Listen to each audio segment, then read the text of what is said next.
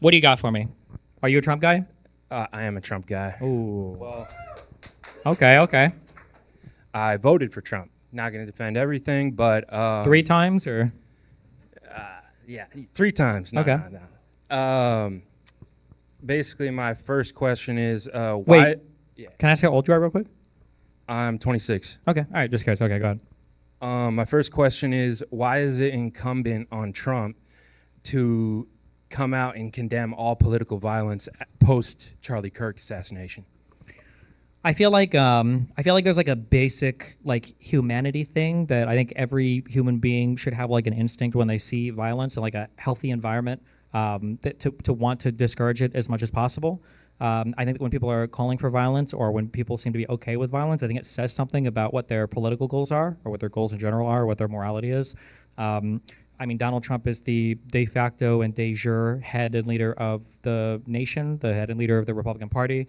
And I mean, I guess it's controversial to say this, but like, I mean, a lot of political violence comes from the right, or is at least happening to the right. So it just seems, it seems morally deficient and character deficient for him to not seem to want to make statements to bring the temperature of the country down like Biden would.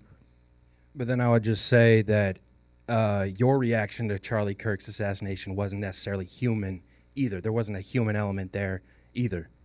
So I feel like there was a very human element to my reaction. What like is pretty not too common that you watch people that you've ever like interacted with get killed before, and then the idea that you would be in similar situations potentially, I think is kind of unnerving. I think it's fair for me to say that.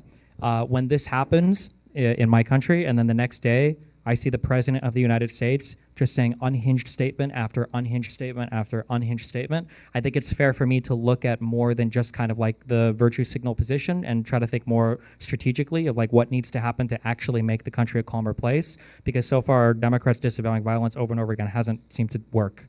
that's my point, is that it seemed like you were setting up some kind of rule where it's like before you make any principled statement, you have to say, or you have to hear it from Trump first, and I don't think that's a requirement. That wouldn't be my rule, basically. Like, I think you could just have a principled statement. I mean, I understand the prisoner dilemma stuff, but like, you could just have a principled statement, and I think not everyone, the culture isn't necessarily run by the president. I think nowadays it's run by online media, and I think you're the biggest influencer on online media. You don't think And so Trump is that's a big why- influence in online That's media? why I'm looking to you. Okay. That's why I'm looking to you. That's my rule of you should come out, especially if it's done by a lefty, you know, like the Charlie Kirk assassination. I don't know if that guy was a lefty or not, right? I think there's pretty solid evidence. I think there's that- zero evidence so far that he was a Zero lefty, evidence? right? Like, well, I mean, what do you think about the bullet engravings? I mean, all of them on so it? far seem to be Epic Gamer references or whatever. What is that supposed to mean? Or like, They're just, like they come that from could games still- and TV shows and stuff. that could still indicate a leaning, though. It could. That I'm not saying I'm not saying it's impossible that he was left leaning. I'm just saying there's not really Yeah. any good evidence of it right now. Okay, but like probably more. I think good enough evidence. Like, you wouldn't bite the bullet and just say that he's probably a lefty. Absolutely not. You wouldn't. I just don't think there's great evidence. I think right now, If he's trying to take out one of the conservatives' top guys, what would be the reason for that? I mean, he if could he have just wasn't. he could have been like a closeted gay guy who just hated the fact that like he was anti-gay, like he lived with a trans roommate and everything. He could have just hated political people in general. He could have been trying to impress somebody. I don't know. Apparently, one of the Reagan assassins, or wannabe assassins, tried to do this.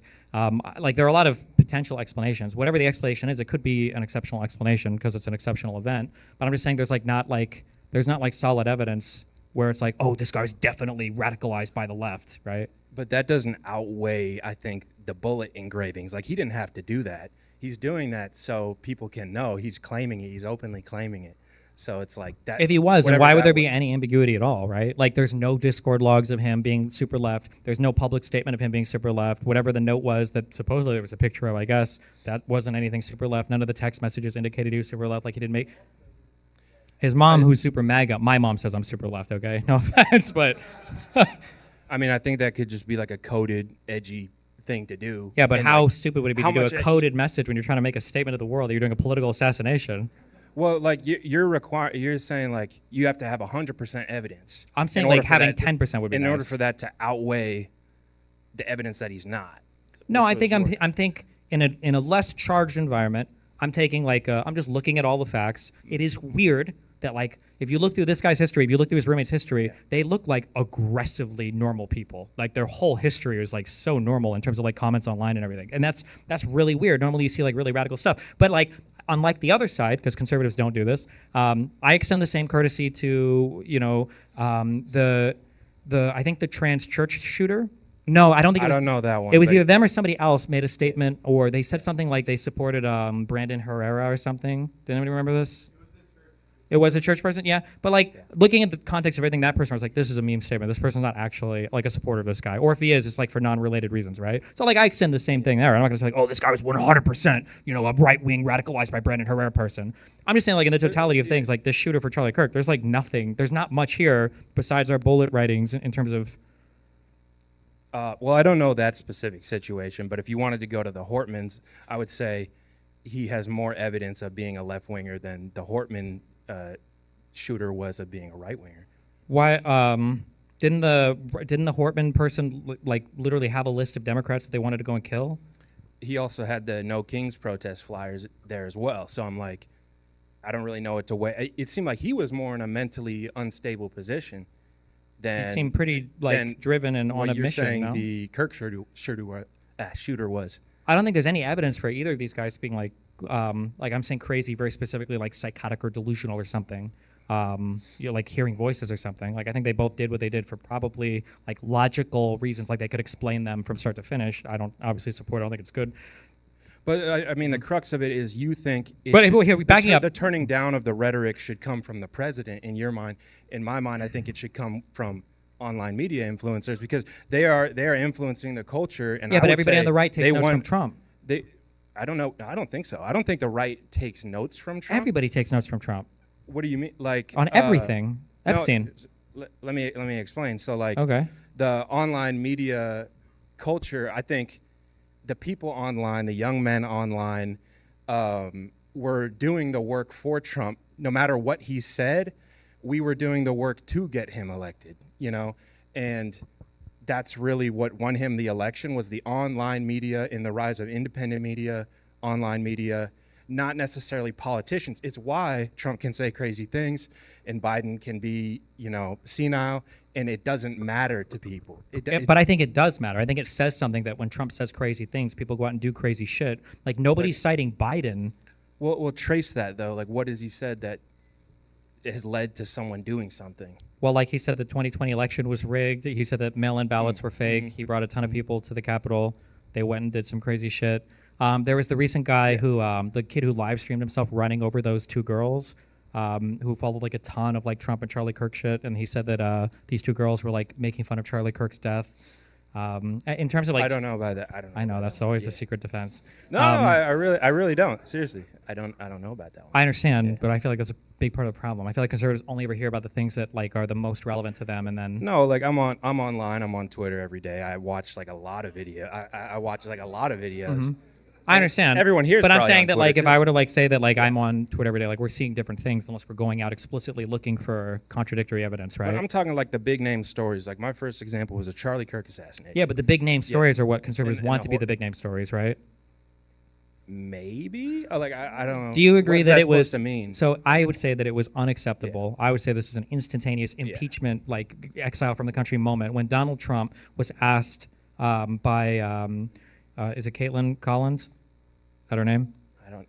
Yes. I don't know When who she that was, is. I think it was her that asked the question. Well, she said, "You wanted to lower the flag to half staff for Charlie Kirk. Do you think, in retrospect, that it's kind of in poor taste that you didn't do this for the Hortmans when they were killed in Minnesota, and Trump didn't even know about it? Like that seems exceptionally crazy to me. No? And Trump did. This is my first time hearing this. I story. know. No, I'm serious. I'm serious. Stop. Yeah. Calm down. You fuckers don't know about shit unless I watch on stream either. Okay, so Yeah, fuck yeah, you guys, Yeah. motherfuckers. I know how this shit works. Okay. So I just don't feel comfortable commenting on something I don't really know the whole case for. Let's assume that was true. Would that be a disgraceful, disgusting moment? That he didn't lower at half mast. No, that he didn't even acknowledge that he knew about it. He was like, I don't know who's that. That would be bad. That would be bad.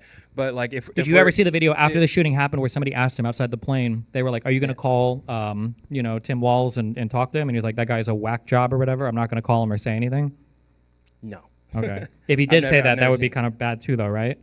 I that was too fast. I didn't. If he did say comprehend that, what though, you that were would be bad, right? saying. What did you say? I That didn't comprehend when what he you was said. asked, I think outside of Air Force One, they were like, "Are you going to call Tim Walz or have a conversation or reach out to the governor of Minnesota or anything?" And Trump was like, "That Walz is a whack job. I'm not going to talk to him. Whatever." Yeah. That I would say that's bad. bad? I would say that's Okay. bad. But And then just it's- real quick, since and then we're I'll going- and then you go to your point. yeah. Would you say that those two things together, those two things together are worse than anything that Biden has said in the totality of his presidency about Republicans, or any individual instance of violence ever, or and you can include Obama there too, and Clinton, and the other. I don't know if I would say that. I would Like, have can to, you think I would of have one to worse? Go back. Yeah, just think of one. Maybe not off the top of your head, you can't. But like, can you think of one Yeah. worse? Like, what's the worst thing that like Biden ever said about a? Well, I'm not like necessarily like a huge Biden critic or anything. I'm just saying like I know he was escalating rhetoric towards conservatives. Saying Biden they're- was? Yeah, like what was it? You're gonna bring up the Not- speech. Oh yeah. It's probably the speech. What was that after? Do you remember? The MAGA Republicans ones that they're a threat to the country. I don't know what we're talking about. Is at it the this one with point. the red background where he looks like Darth Vader? Yes, The- it is. yeah. It is the red background. It is the red background. So in that speech, like right after he says that, so Republicans always quote that one line, but he says, "I don't think that all Republicans are MAGA Republicans. I don't even think most of them are. I've worked with a lot of them in Congress, blah, blah, blah." But the thing that he's talking about, and I don't know how else he's supposed to address this, is the fact that the majority of the Republican Party still didn't believe the results of the last election. So when he says that, like, this is a threat to the country, and they're allowed to believe that. They're allowed to. I mean, People are allowed to. Yeah, they're allowed to believe that. well, no, hold on. I'm just. What do you mean when I don't have to respond to this? But what do you mean? Do I believe it or not? No, Do I didn't ask if you or believe it. respect? I'm just saying that, like, Yeah. well, if people are allowed to believe that, then that means that Biden should be allowed to believe that they're a threat to the country, right? If people are allowed to believe that the election he's allowed to believe it. I'm just using this as an example of him inciting rhetoric, which is kind of a liberal talking point of like, let's focus on who's inciting the rhetoric. And so I'm analyzing who's inciting the rhetoric, and we keep pointing at instances before the Kirk assassination, and before that happened was the Trump assassination attempts. And I remember your rhetoric on this too. And so that guy I think was also a that's pretty registered Republican, right? damning. That guy was a registered Republican? Both of them were, right? Well, I don't know if that necessarily matters actually. Well, Like, but if they were a but- registered left-leaning person, do you think that would matter? If they were No, a registered Democrat? I think it's enough evidence to say if they're taking out one of the top guys or the president, that means they don't like him. Well, what about the evidence that And the we live guy? in a What about two-party what about system. the assassin for the Hortmans? That wasn't enough evidence there that person and the list of all the other I'm not Democrats. that saying wanted to there go? is evidence there. We're working with two different rules. You're Sure. saying we should demand that the presidents denounce political violence or condemn it on the world stage. I'm saying Mm-hmm. we should condemn online media influencers because they're in charge of the culture now. Yeah, but I think the which right has a takes big their notes impact. from Trump. I'm just going to disagree with that. Can you That give me any examples where there are huge They out don't of take notes from Trump. Like Like, when the Trump says right-wing something, they'll always culture was defend it. built independently, which resulted in Trump getting elected. Yeah, but now Trump works with it, and there's like a top-down like structure where when Trump says something, everyone else is saying it, and everybody supports it. Like presidents can influence culture from the top down, but it's mostly just in terms of we have the authority to enforce what the culture is saying. Well, then why did all Republicans seem to not care as much about the Epstein files? I don't know how that's related. Well, because if that's what that seemed like they really cared about it for a while, but why did they stop? It's because Trump told them to stop because he said it was a loser issue, and then everybody took notes from him, and eventually that's cascaded through the party. And my that's whole point is like you can condemn individual Republicans for not if they were big on Epstein files and then that changed because they didn't want it to get found out. I think you can criticize individuals there. That's my whole paradigm is like we shouldn't be holding people responsible. We should just hold the people. I mean, the only people responsible would be the online media influencers for the culture and the rhetoric. But like, you could just criticize individuals. You could criticize Charlie Kirk for what he said. Well, It doesn't matter. I don't understand why we think that like the president of the United States can't have a large influence on the culture. No, I'm not saying he can't. Then shouldn't he be I'm just disavowing saying violence? nowadays, which is different than history, it's the culture is run independently. It's through independent media. Okay, it's I through disagree, online but media. we don't even have to agree on that point. Shouldn't Trump disavow violence? Yeah, sure. Okay, so it's a moral failing of his to not disavow violence, Yep. and it's a greater moral failing for him to say that violence on his side is somewhat justified. Violence on his side is somewhat. I don't know about that. So when he I was don't on know about Fox and Friends, they asked him about like violence on the left or the radical violence, and he says that when it was something I'm paraphrasing, but he says like when the leftists do radical violence, it's like Trans-Tifa or whatever stuff, but when the right does radical violence, it's in response to the left being crazy. So like, in a way, he made it sound like right-wing radical violence was righteous, and left. I kind of believe that. I kind of agree with that. Like when we trace it back, and I've been following you a long time. I've been following politics a long time. When we trace it back, the first instance for me of like excusing political violence on a big scale was BLM Antifa, and that happened before J6. That happened before J6. So I'm like, I saw a ton of people excusing it, bailout funds for the rioters, and someone at the end of it, towards the end of it, someone was shot in cold blood. A conservative was shot in cold blood about that, and there wasn't any denouncing of violence there. So it is important to go to the first infraction. I'm curious to know what your first infraction. Well, probably shots fired in the Revolutionary War or something. I mean, like, there's been violence for a lot of U.S. history, right? Yeah. But I'm when I look at the BLM stuff, I feel like there's a difference in that a lot of this is like decentralized.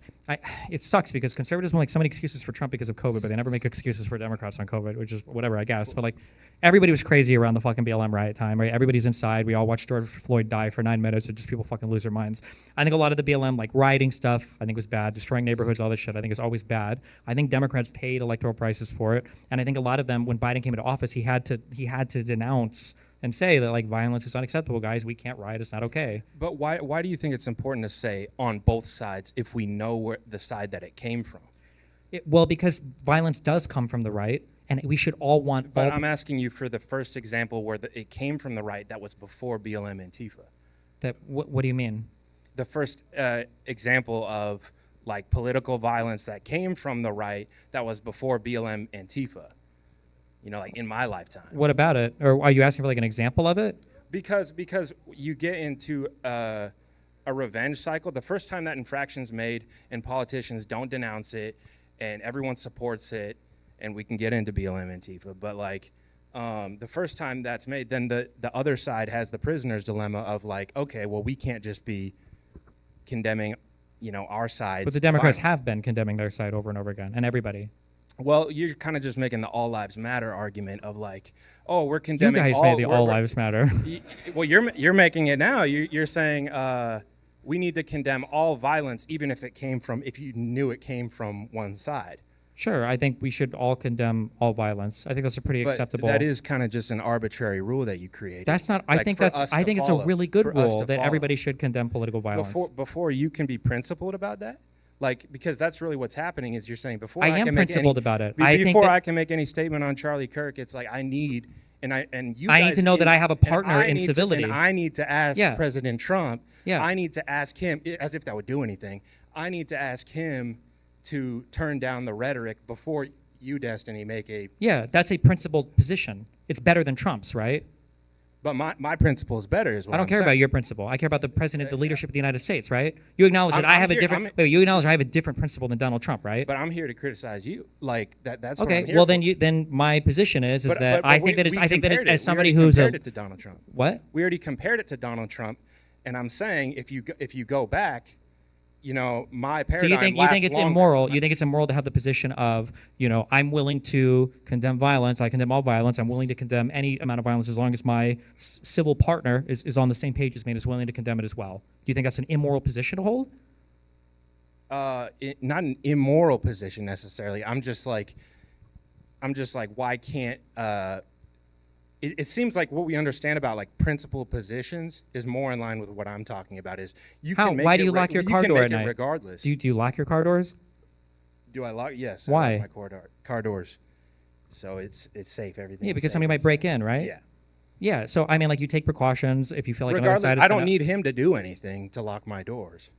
Yeah, I understand that, but like I don't know if you would like necessarily like lock the kitchen cabinet cereal away from like a partner or whatever because they're going to steal it. Because you have some level of trust there, right? When you're operating in a civil society, there's some level of trust between you and the other side or the other sides or the other parties involved. When that trust is broken, there's no morality or virtue in constantly attacking your own side over and over and over again. I would say that that's actually an immoral position because all you're really doing is throwing, especially the more How is it not like?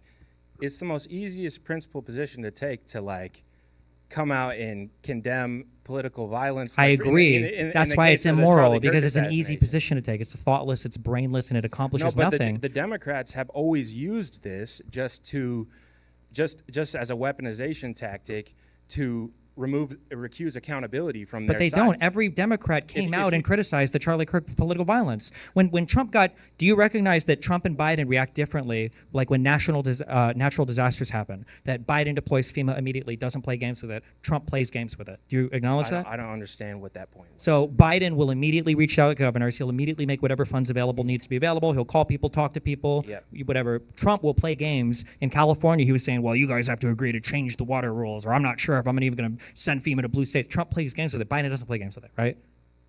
I don't know what that's supposed to mean. What I'm, is s- that I'm, it's supposed just, it doesn't have to mean anything. I'm just asking a simple question. That What? Biden, if there is a natural disaster in a state, you don't have to worry if Biden is the president, if anything's going to happen. You know that he's going to do what he needs to do as president to step up and provide those resources. With Trump, I have no idea. If I was a Californian and a natural disaster came, I have no fucking idea if Trump's going to actually step up and do what he should do as leader and deploy FEMA in the way that it should be. I don't know either, but That's not good, right? I don't see what your point is. No, I don't see don't. what- Stop I don't stop see trying what to your point is. preempt my argument. I'm just saying that in and of itself, that's a bad, immoral thing, right? What is? That Trump won't do his job as president and take care of Americans, all American citizens. Yeah, sure. What do you mean, sure? It's a bad thing. It's immoral. It's like a huge failing as leader. It's one of the few Well, you have things. to weigh that against all the other things that he's responsible It doesn't for. matter what else you That's said. the That only- in and of itself is All like right. a moral failing. Like he I'll should. I'll say yes because Okay. it really doesn't mean that much to me. My whole point was like, why are you asking us to do something before you can make your take? I've already made my take. When we know that it doesn't even do anything, you already admitted that, like, oh, the president coming out and condemning all violence doesn't do anything. When have I ever said that? You said that at the beginning. Hence the political assassinations that happened afterwards. You said that, Destiny. Wait, I said that the president condemning violence doesn't do anything? Yes, you said it doesn't end up doing anything. Yes. I don't. Did I say almost this? verbatim. Almost verbatim. I don't think I said this. Run it back. Run it back. How can I run it back? They'll run it back. They'll run it back. If I thought that the president disavowing violence didn't do anything, then why would I ask Trump to disavow violence? No, that's my question. Why would you ask Trump to disavow violence?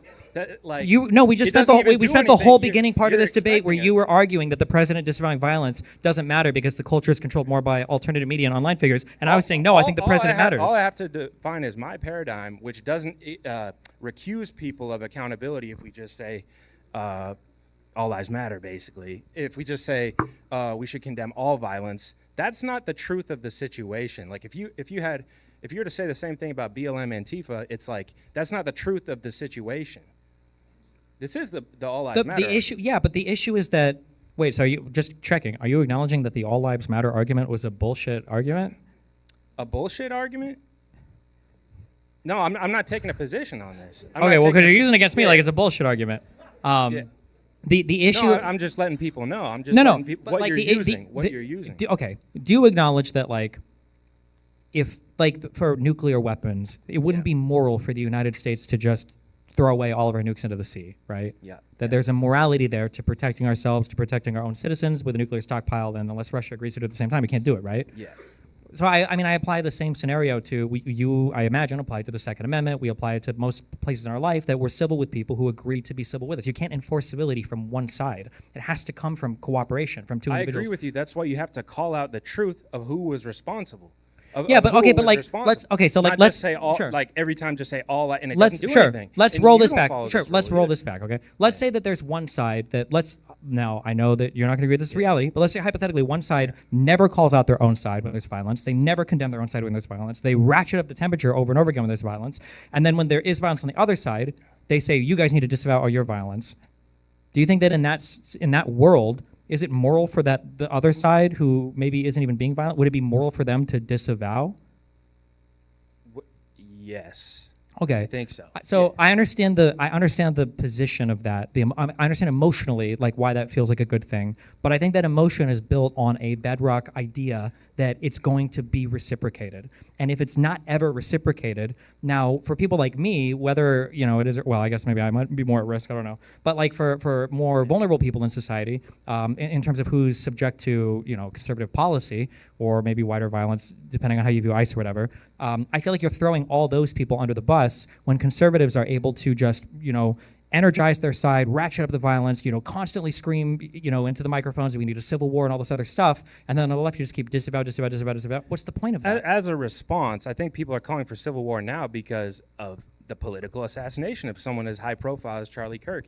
Yeah, and but like Biden, Obama, world wars were started for that exact same reason. So that's not like Biden, Obama, no world war started yet because the podcaster got killed. Okay, but Biden, Obama, all these people, political assassination. All these people, and they tried to assassinate President Trump, which would have been a parallel. When you say they, you mean Republicans? No, I don't mean Republicans. Who's they? I mean Republican shooter. Yeah, okay, fine, Republican shooter. Okay, but still, that would start a. Wars were started for the exact same reason. What happened after the Republican white kid shooter shot Trump? What did Biden do? I think he increased the Secret Service. He said everybody needs to calm down. He said we should never kill each other for political violence. He said all the right things. Sure. Yeah. When this guy shot Charlie Kirk, before Charlie Kirk was even dead, Trump was like on media blaming trans, Tifa, all sorts of crazy stuff. We had no evidence of anything. Isn't that like super deeply immoral that the president and the vice president would come out and start making statements about the shooter before we even knew anything about the shooting? I would say they probably think they knew more about the shooting. Like I don't know. What is that argument? What is that? Hold on. Argument's about. No. I don't know what? This Okay, hold on. About.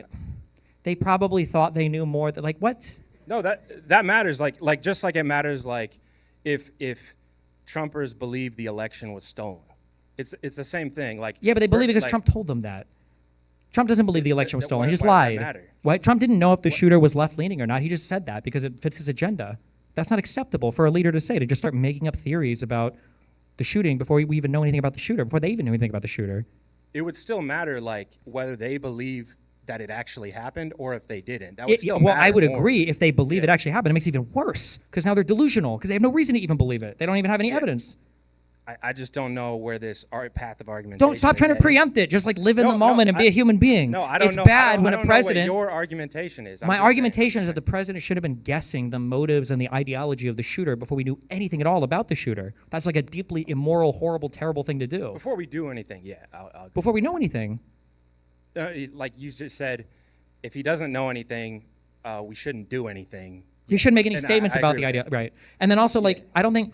So here's another issue. You talk about BLM. Okay, so prior to BLM, like, if we look at, like, the Charlottesville thing, Donald Trump was asked if he would fucking disavow, neo-Nazis or disavow the Proud Boys.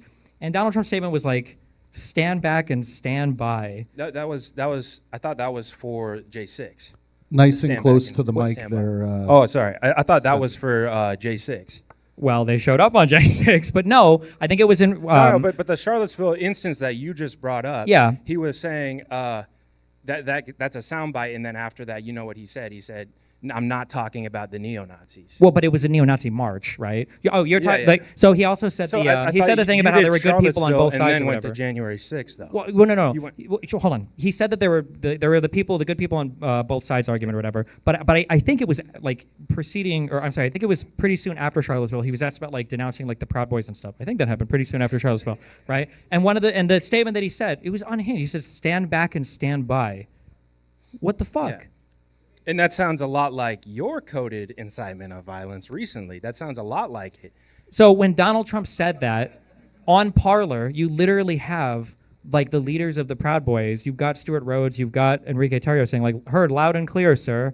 And then these guys like made top secret signal groups and they organized like huge fucking, groups of people to go and break into the Capitol on January 6th. Like that's like a direct, and then Trump pardoned all those people. But January 6th was after BLM Antifa. That's my whole point. But those guys Those guys heard their orders loud and clear from Donald Trump's statements before the BLM Antifa stuff. The stand back and I don't stand know if by. you can prove they're getting it from Charlottesville. They said it.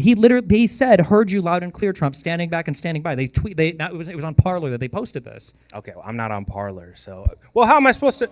You think I'm on Parler? Is it an I'm not saying you're on Parler, but I'm saying that Parler? these were some of the most important, I would say, court cases in U.S. history because all these people were convicted of seditious conspiracy. But then, so these guys all made big groups of people to break into the Capitol. They were the first ones in on January 6th.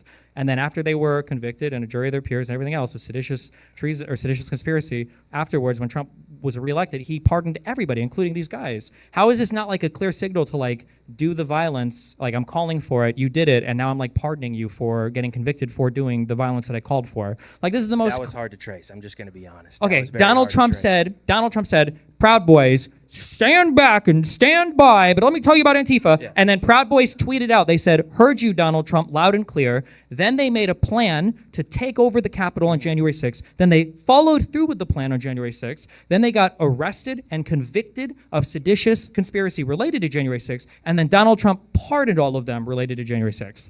I think stand back and stand by is less coded incitement and violence than what you have said about Trump's assassination attempts and Charlie Kirk's assassination attempts. Okay, but you can look at my community and you can look at the differences in how people are functioning. I've said a million times that there should be no political violence in this country. It's a really bad thing. You can't find Trump making these statements. Everybody in my community knows that I don't support political violence, and I think political violence is important. It means that the system is completely failed. Everything is going to shit. That civil war is not a good thing. That none of us should want that world of reality, and that I think both sides shouldn't do it. Remember, you're looking at the fucking Rittenhouse defender guy, right? That's one of the huge things that I cut a ton of my community off over, right? No, and I respect that. Sure, but I'm just saying that my position on violence is pretty much it's a self-defense thing. But otherwise, fuck up. I'm not here supporting rioters ever. I think it's cringe as fuck. I had a debate on Sam Cedar over the fucking shoot. I don't even remember the guy. It's your right to do it. I'm just saying I don't think that is I think that's a moral hypocrisy from your point, from your standpoint. What's the worst thing you think I've said? I think one of the worst things is probably that the worst thing to have happened was for the bullet to have missed Trump, or speaking on Corey Comptoir's death, that you F around and find out when you go to these rallies, and that what did you expect? I think you said something along the lines of what did you expect coming to those? Hold on. But when you say what did you expect, that implies that you should expect that. And that's way more coded incitement of violence. When you say, okay, let's follow through on that last one. Yeah. What do you think I mean when I say that? You should expect that. I don't know. You're on the other side of the aisle. No, you have to know. You're giving me a lot of No, I don't have to know. I don't have to know. No, but you're claiming to know. What do you think? What do you think? What do you think it means? I'm judging your statements. Your statements. But what do you think? What do you think it It's my means? first time I've ever talked to you. How am I supposed to know that? Well, you obviously have idea. You just said that those statements were worse than Donald Trump's statements, where I can draw a clear line from him motivating people committing crimes and then pardoning them. Not off of what I think you meant by it. But words are meaningless. They're just sounds. Ooga booga, right? They have to mean something. They're not meaningless. No. Hold on. Wait a minute. Stop. This is a dumb argument. When you say words, there has to be a meaning ascribed to the words. Otherwise, we're just uttering sounds. If I say random things to you, if I utter speech that means nothing to you, then it doesn't mean anything. You are ascribing a meaning to the things I'm saying. So you said earlier that when I said, what do you expect? That you said that was a thinly veiled call for violence or whatever. Is that if you follow through for however much of my content you've watched? Implication. Yeah. No, I think that's a direct implication that what do you expect? You should expect violence if you attend these rallies. What, and then why? What was the motivation? What was what was my conversation about I don't know this? if that part matters. I don't know if the motivation matters. Why does the motivation matter? Because when I speak, I say more. I didn't just go live and then say 2 sentences and then turn my stream off. You're asking me to interpret a whole lot here. I'll try to find a concession if you want to try to find a concession, because I don't understand. Do you live your life in 2-sentence quotes? Is that how you view every single? No. I just trace the statements. I trace the statements people make. That's what does tracing the statement mean? The objective meaning of the statement, which sometimes there's not going to be an object, and that's where you can throw in coded language. Hold on. I think all of you guys should. I think everyone in here should eat dogs. Okay. Yeah. Would you leave this thing saying, wow, Destiny's audience is a bunch of dog eaters and Destiny wants all of his audience to eat dogs, because I said that? Say that last part. That Destiny wants his audience to eat dogs, that they're all probably dog eaters. Destiny encourages dog eating. No, probably not. Okay, because it's like not. I don't talk about this a lot. I'm not a big. Shut up. I'm not a big like No, dog yeah. cuisine person, Yeah. right? Yeah. So I think that like I'll make a concession if you want to make a concession. I just don't know. What is my concession? I'm not going to make the concession that I want violence. I'll make a concession, but it seems like we're at a standstill. Like I don't understand. Like I'm submitting a paradigm. Well, here, Like, I can explain, and you can tell me if this sounds like it tracks with every other thing I've said, right? Is that if you engage in a political violence where every single thing you talk about is the end of the world, every single party is trying to invade you and destroy you and kill you and take over everything and mutilate your children's genitals and leave the border open intentionally to flood you with illegal immigrants, and then all the words and verbiage you use is like this, like the holy war, the fight, we got to take over the enemy, they stole your government from you, right? If those are the things... And what has resulted from that? And I think my point is... Wait.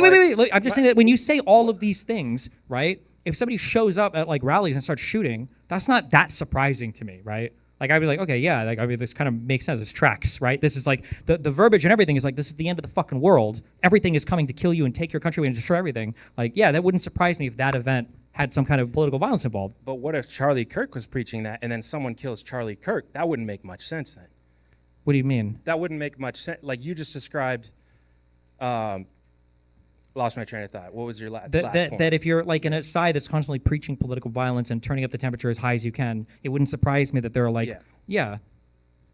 I mean, I would say that kind of flows outward to like a lot of different... And then there's the part of like, what if most of that, you know, the immigration topic that you see as incitement raising the temperature, what if that's like a real issue, you know? There is no real issue that requires you to label a detainment facility alligator Alcatraz. I agree. That's with just cruelty. I'll agree with that. I'll agree with that. Sure. I think that was bad form, and so that's the concession I'll make. I guess. But it's not just. It gives an indication for what the other person, like, what's going on in their head, right? So if the other person, wasn't it DeSantis that did like every single Republican laughed at it and thought it was epic and base and sold merchandise for it and thought it was cool and Kristi Noem defended Donald Trump on it. But what?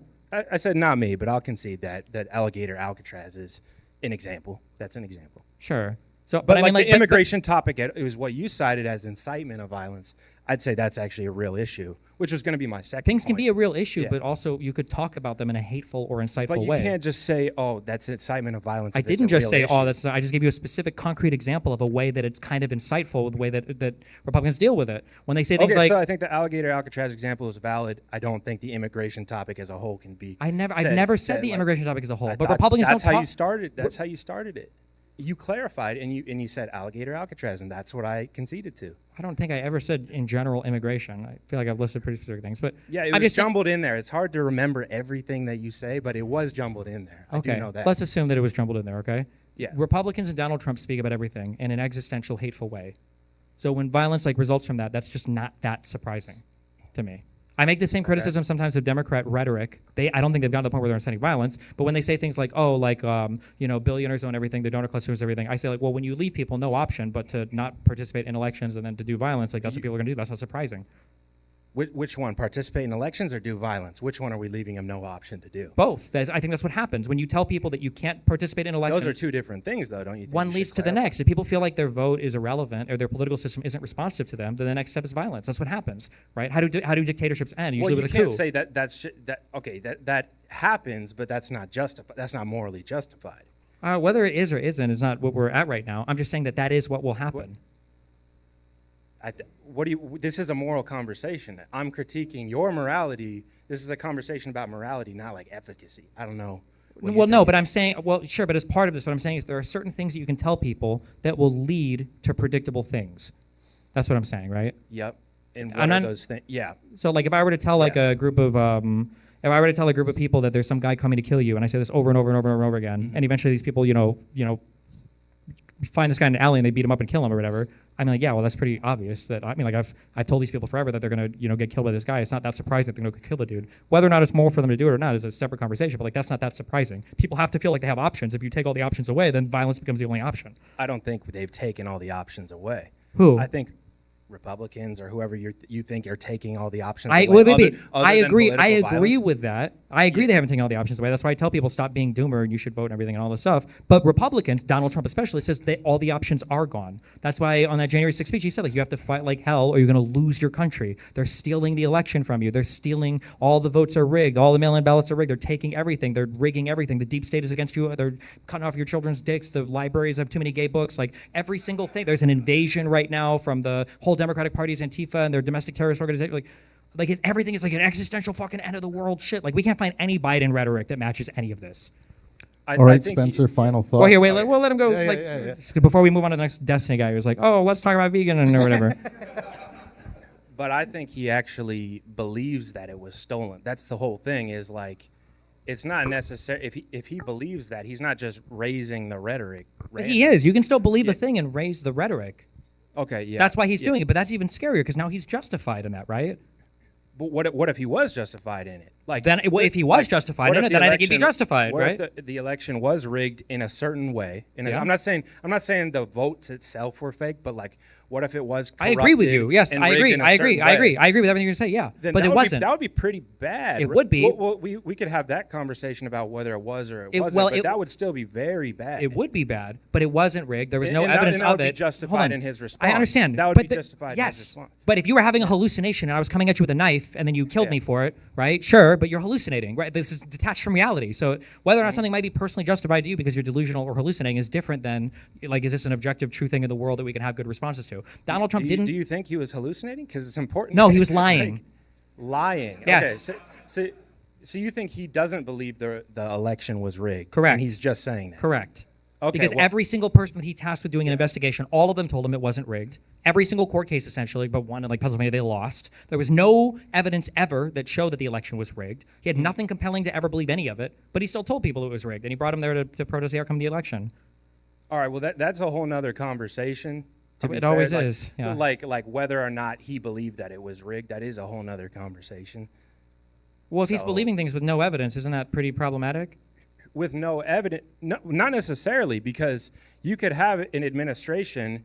Okay, I'll agree with anything you're saying, but I just want you to understand the problem that you've just presented me with, okay? So this is the uncomfortable or weird position you put me in. That's why I have the position I have when people ask me to disavow violence. What you have laid out is all the justification needed for a violent insurrection to overthrow the government. If you genuinely believe that's the whole point, is I'm saying. But hold on. Wait. I can't do anything. I can't do anything to dissuade you of that. I can disavow a million times. It's not going to change your mind on whether or not the election was stolen. It's not going to change your mind on whether the deep state is rigging everything. So unless you guys are willing to come over across the aisle and say, okay, fine, political violence is bad when everybody does it, there's no point in me saying it. All I'm doing is subjecting myself to... There's no point in doing that. There's no point in doing But there is because... it still leads to political Democrats don't want political violence in this country. We don't know that. How are we supposed to know that? Because they disavow it over and over again. And you have the whole other side of, okay, we've analyzed this to death, the rights rhetoric. How about the left's rhetoric? How about the left's rhetoric? We never talk about the rights rhetoric. What are you talking about? All right, this is just an example where we live in two different realities. We talk about the rights rhetoric so little that you don't even know a lot of the major things I'm bringing up. What do you mean?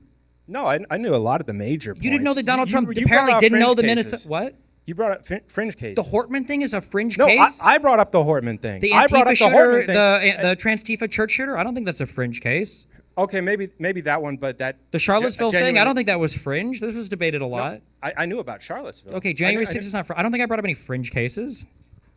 No, I agreed with most of those. I knew about most of those. Okay. The only one I didn't know about was the trans church shoot. I remember hearing about it, but I don't know the details of the case. Okay. Yeah. I mean, it's one of the ones that they've like harped on for. That's why they said that the Charlie Kirk shooter was trans.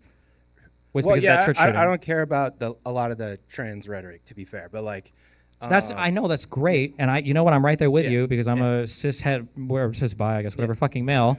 So I don't give a fuck about it either. But for people in the country who are having the rights stripped from them, right, it kind of probably is shitty. What rights are they? Well, the rolling back of like trans healthcare in a lot of places, the lack of guidance now from the CDC or the NIH relating to like hormones for anybody. In some states, I think they've just made it like fully illegal. Those could be valid issues of children receiving hormone therapy. That's a big deal. That's a big deal. So those could be valid criticisms. Yeah, they could be, but I can't hear the valid criticisms when it's just veiled with hateful, vitriolic speech.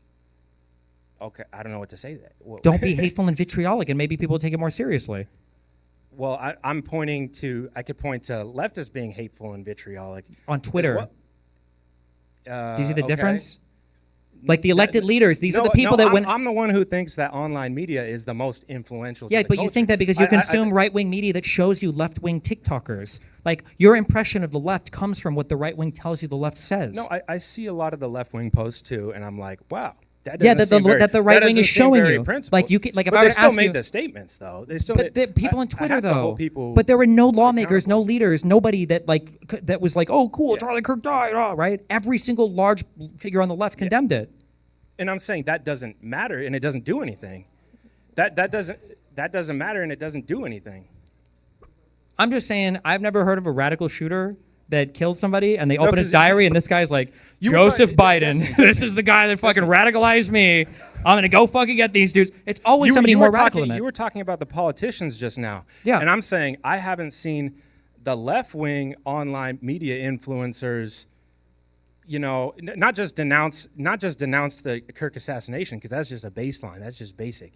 But take accountability. I think we're really talking about take accountability or responsibility for. We should at least look to your rhetoric first. If it came from I would your agree side, with that, but you guys don't look at the center-left rhetoric. The center-left rhetoric is generally pretty chill. You look at people like fucking Hassan, and then you paint all of us with that brush. That dude wants violence. That's why he flew to fucking France like a pussy to go and have his little clout pussy, hounding farm or whatever over there while he does his little race shit, right? Yeah, those people do want that. But, like, again, nobody's getting radicalized by fucking Joe Biden and Kamala Harris, right? You acknowledge that, right? Nobody's getting radicalized by these two political leaders, right? Yeah. There are people that are getting radicalized by, like, people on the, like, in the right ecosphere that's, like, directly tied into Trump. Like, you will never find on the left a Stephen Miller in the White House. That will never happen. You'll never find on the left a Jared Kushner, a family member who's managing massive... What do you mean like a Stephen Miller? There is no family member from the Obamas, from the Clintons, from the Bidens who occupied such huge positions in the White House that were negotiating deals in the Middle East, right? You agree with that, right? Or anywhere in the world, right? Are you talking about Stephen Miller? No, I'm talking about Jared Kushner right now, sorry. Okay. So Kushner was Trump's son-in-law, who was like the architect of the Abraham Accords. That's nepotism. Nepotism. But you could find someone like Stephen Miller, not saying like, oh, he's as intense, like borderline in the fascist, White House, though. Borderline fascist. In the White House. But it's just the right wing's equivalent of what we think is a Stephen Miller. Yeah, but wait, but I'm saying saying on the left, where in government? Where in government? Well, I would name like some representative. This is off the top of my head, but like. Like the most radical ones are fucking are AOC like and the fucking squad. Biden. Yeah, that's what I was going to say. I was going to say like the squad. I was going to say the squad. Yeah, but AOC and all these guys all condemn the fuck out of the Charlie Kirk shooting and everything anyway. These people are not like... I'm saying that doesn't matter. They're the politicians. So you think that if we were to take... I'm criticizing the online media influencers who are in charge of their side's culture. That's what I'm criticizing. I understand, but I'm saying that the right in charge of their culture just pushes violence. And I'm saying, like, even the government people do. Okay, I'm honest just question. Give me something to concede. Honest question, okay? Let's say that Trans Tifa shows up right now and they abduct both of us, okay? And we're in a room and they tell us only one of us is coming out here alive, okay? Mm-hmm. And you get to make the big choice. And what the Trans Tifa super soldier, black trans woman tells you, he says, listen up, okay? Here's what you have to do. I'm giving you a basket. There's two choices. Mm-hmm. You have Stephen Miller and you have AOC and Ilhan Omar and Rashid Tlaib, and who's the fourth one? The squad. Who's the fourth one? Is it really? I never heard that name. Whatever. And Bernie Sanders. All five of them, okay? Yeah. You have all five of these people, okay? You have them in one basket. And then on the other side, you have Stephen Miller. Now, whichever one you choose, you have to go through and find the worst statements that they've made. And then your opponent, me, has to find the worst statements from who you don't choose. And whoever statements are worse survives. Do you think that you're going to find more like abhorrent, objectionable, crazy, vitriolic stuff from all of those people, the whole squad and Bernie Sanders, or am I going to find worse from Stephen Miller? I would believe that, but that's because worse is subjective. I would believe that. Worse is subjective, though. How then? Like, worse, worse I feel like conservatives become postmodernists when it comes time to like have an actual concrete. Jesus. I don't know. Did you have any final thoughts? Okay, yeah, go hit me with your final thought, yeah. Spencer. I'll see time. It's cool. Well, what did you come to discuss today? My topic of choice was Trump removing all the DEI policies, procedures, preferences from the federal agencies in his. It was an executive order that he signed the first day. He signed another one in March. And I'm guessing you're a fan of that. Yeah, yes. Okay, so What do you think about that? this is where I'm at. Okay. When it comes to like the hardcore like DEI affirmative action defense stuff, I feel like the rhetoric is a little bit cringe. But when I look at the counter arguments on the other side, this is like the one big question I have. What was like a DEI, or what was a DEI policy? Like, how did it manifest in a way that was like bad for government or business? Because I've never heard of like an actual DEI policy or an actual like DEI thing. It's always just like the concept of. That's right. It is more of philosophical in nature. I'm not going to come up to you with some statistics or something like that, but it's about the principle that you should not be hiring people based off of the color of their skin. It is actually against the Civil Rights Act, right?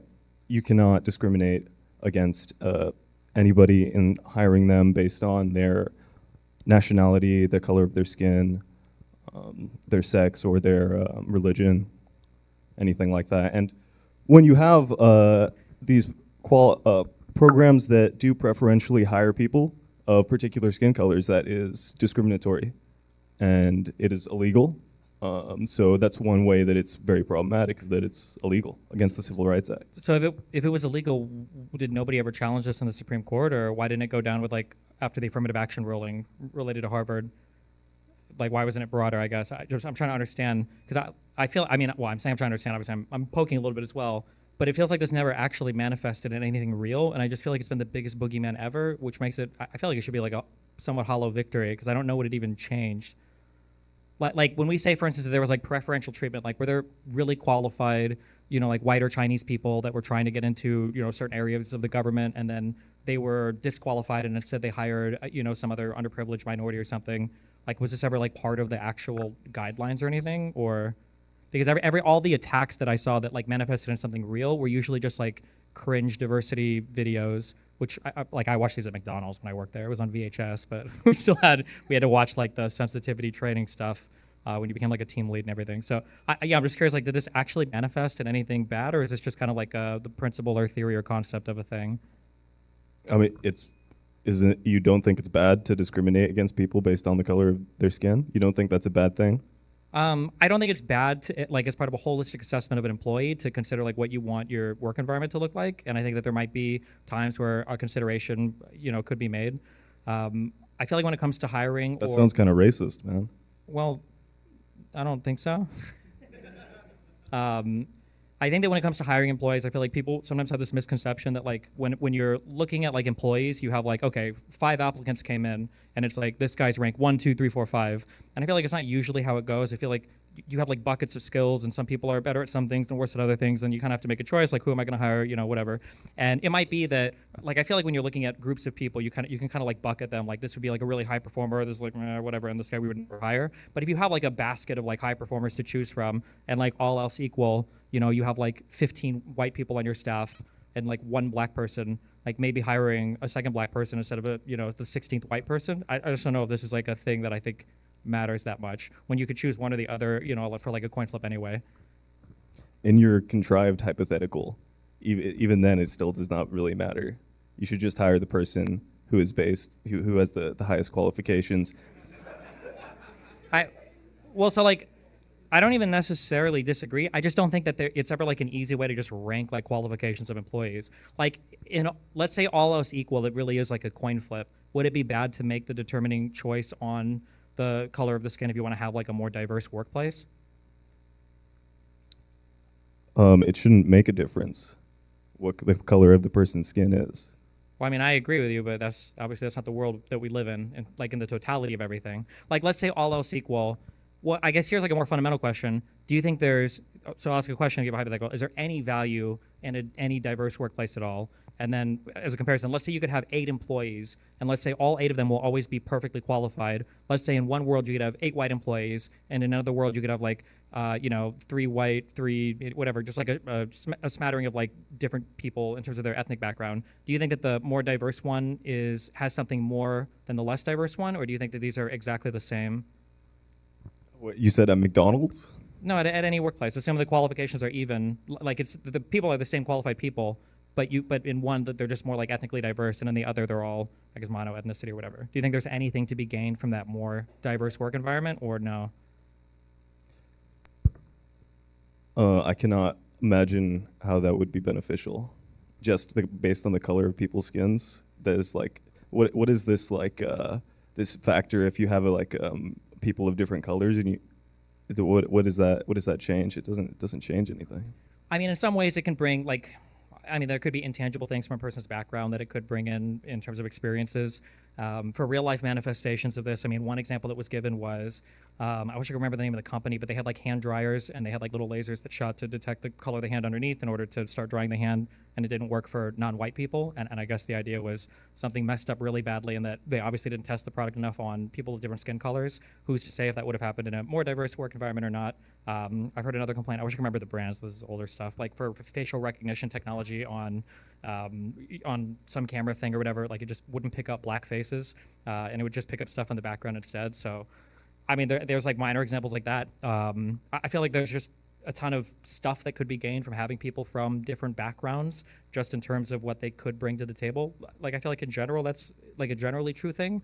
But I'm curious, like on a very general level, do you think that that's not necessarily true? That the background is totally irrelevant? And your example of the facial recognition software, I don't know what you're attributing that failure to. If that is the correct attribution, it is harder to pick up a darker face because it's darker, so it's harder for the camera to see. Is one reason that the facial recognition software wasn't working as well. Yeah, sure, but I mean that might be a thing that, you know, in a different workforce you would just have a different you'd have a different approach to the problem, knowing that it would be harder to pick up those kinds of faces, right? Like you would design the technology or do something slightly different, right?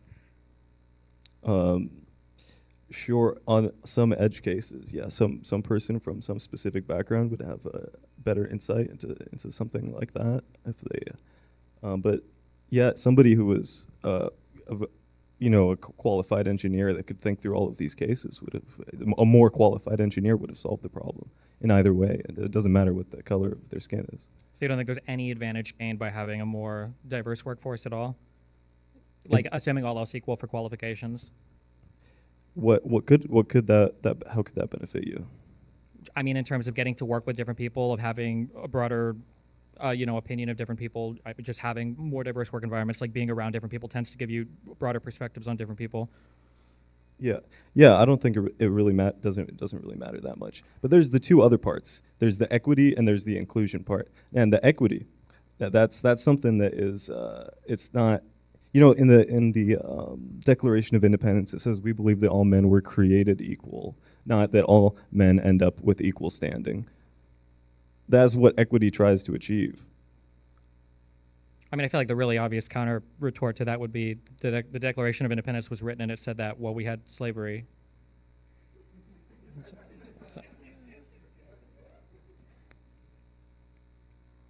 That's true, but what does that matter?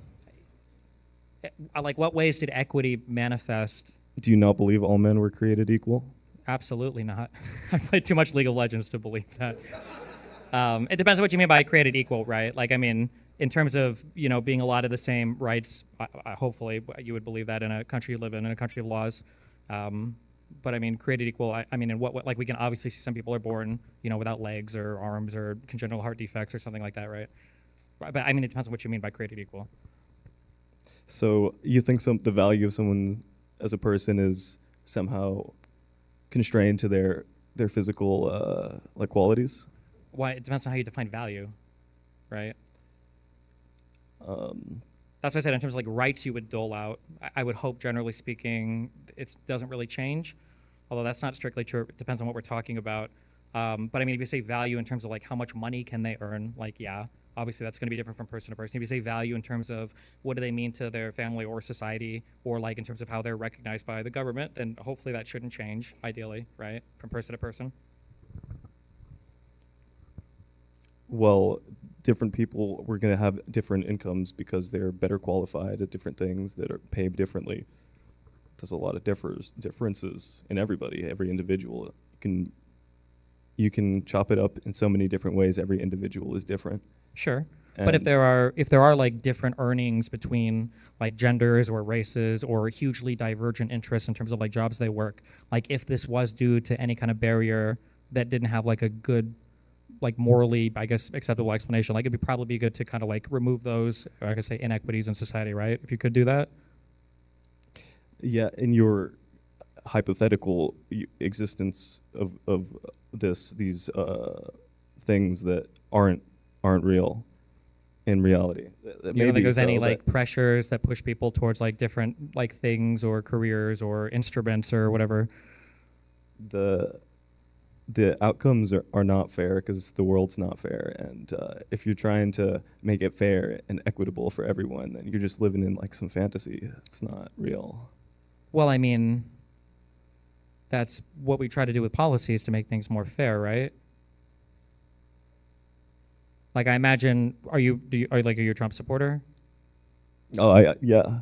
Yeah. So, like, if we're trying to make like the whole reason why he has a protectionist policy with regards to immigrant labor, a big reason is to make it better for American workers, but that's unfair to potential foreign workers. So, but like that's a policy that, like, you would never say, well, tough luck if that H-1B outcompetes you, or if that illegal immigrant from California, if he outcompetes you, then tough luck. You would say, well, no, it should be more fair. So we try to enact policy to make things more fair. That's the whole goal of policy, generally speaking, right? Or one of the big goals, yeah. Yeah, well, fair is not giving people of a specific color advances. That is not fair. I mean, but doesn't it depend on how it's done, or could it depend on how it's done? No, that is literally racism. Well, I feel like it's a kind of a one-dimensional view of racism. Now, like, let's say that I create a league because I feel like there's not enough Norwegian basketball players in the United States, and I start like a Norwegian basketball scholarship fund for high schoolers. Would this be like a bad program, like a racist program that you think shouldn't exist? Or do you think that would be like a worthy endeavor? Or would it be like a morally acceptable endeavor? I wouldn't try to do that because that would be kind of strange to have like an ethnic club. But I didn't ask if you would do it. I'm just saying, would it be like acceptable if somebody tried to do that? Or do you think that kind of stuff should be like illegal? I mean, if it's not like a business, if it's just like some social club, then I don't think it should be illegal. But if they have any sort of, I don't know. It's weird. It's a weird hypothetical. You have a lot of weird hypotheticals, man. I do have a lot of weird hypotheticals, but I feel like the reason why it's such a challenging thing to address is because, like, I feel like DEI is like the biggest boogeyman in the world, and every time I try to press on like what does it mean, there's like nothing. It feels like. What do you mean nothing? It's racist to discriminate against people based off the color. Yeah, of but their you skin. don't even have an example of what the discrimination is. Not hiring people because. But of does the that color of happen? their Is that the skin. case? Like, if I look at the hiring in the government, do you have a less chance of getting a job if you're white versus some other minority, or like a man versus a woman, or like I don't know if there was ever a single policy on the book ever like this, because I'm pretty sure, like you said, those would be illegal. I didn't want to get into nitty-gritty particulars, but in the universities, since they have some DEI policies, Chinese and other Asian Americans aren't able to get into universities as other ethnic groups may be able to, and it's not fair for Chinese Americans, and it's racist against them. That's a specific case. But for like the affirmative action stuff, there were two things. One, I thought that was basically eliminated after the 2022 Supreme Court ruling, and then when they applied like the extra criteria in terms of like looking at background or race, wasn't it just for like the extra slots of people that they could hire in, or not hire in, but like bring into the school? This wasn't applied to the entire student base, no? I don't know what you're talking about. Okay. How important is this topic to you on a scale from 1 to 10 when it comes to like DEI or whatever? Well, it's important, and I hope that you can recognize the philosophical importance of it in being against racism, right? That DEI actually is discriminatory in practice, and I hope that I've conveyed to you that why you should think that why you should understand that. But if you've conveyed a problem to me, it's like a 1 out of 10 problem that I feel like I shouldn't care about that much, because I don't even know how this manifests in like any meaningful way. Well, I told you, not in the government, but in universities, that Chinese Americans cannot get into the universities that they would otherwise deserve to get into. Well, but if that it was weren't for the these affirmative action policies. thing was rolled back, wasn't it? It was declared unconstitutional under the Supreme Court, so that should be gone. The affirmative action stuff, at least. This term with President Trump, he has stopped some of that from going on. I know with one of the other executive order I mentioned. Sure, he's writing a lot of executive orders attacking schools and removing funding from schools and trying to dictate curriculum and how they teach and do things. But I don't know what DEI stuff is being rolled back because I have no examples of it whatsoever. So now I'm living in a world where there's like real material harm, like actual harm. So funding being pulled for medical research, or visas being pulled for even being allowed to enroll in certain schools, or some schools being held hostage like Columbia. And I can point to like real actual damage there. And I have a hard time even understanding the justification for that damage when the other end of that argument is, well, at least they got rid of this like nebulous concept of DEI and that I don't even know how it manifests. I think you're being disingenuous when you keep saying things like it's nebulous when I told you it's literally racist discrimination. Yeah, but what am I looking at? If people of one No, but I'm asking like, color- how did this manifest? Like, I don't even know how this showed up. What do you got?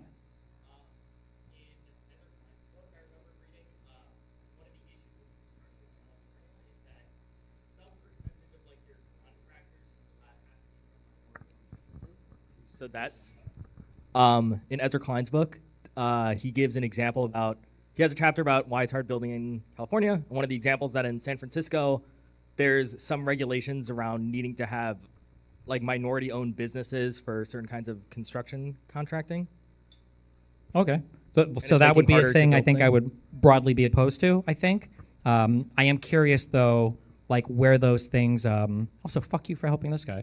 No, but I'm fucking with that. Fuck it. One thing I'm curious about is where some of those requirements come from and how they filter down to that level, because I guess I'm curious. So you say that Trump wrote executive orders to get rid of like DEI stuff, but doesn't Trump also brag about making like huge investments into HBCUs and into there was a thing for his first term where it was like a huge investment into like black-owned business investments or whatever. Is that something that bothers you that he bragged about or was happy about those types of policies? I'm not aware of what those are. Let's say hypothetically he did do those things. Would that bother you equally or not as much as getting rid of the DEI thing? Like would that balance it out or? No, I mean, what you're saying, he's investing in black businesses. Why would I don't. Because he's racially targeting businesses to invest in for black-owned businesses. He used to brag about like black unemployment and everything a lot for his first term after. I mean. Or he also bragged about like giving money to HBCUs, What is an HBCU? the historically black colleges and universities.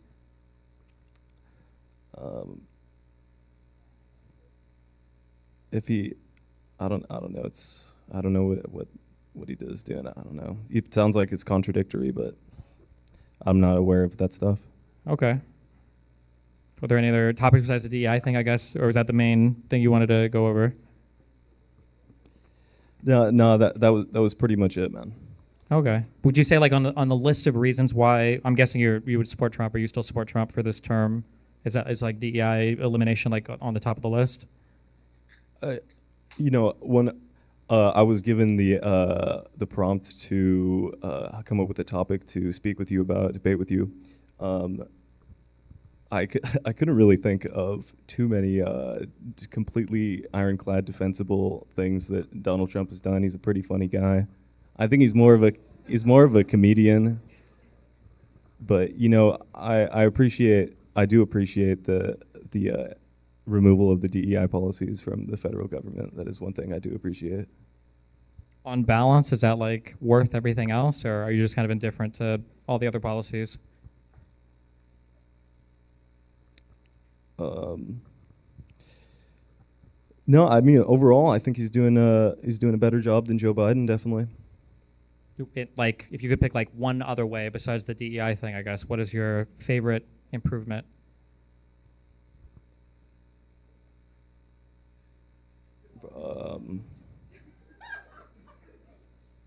Probably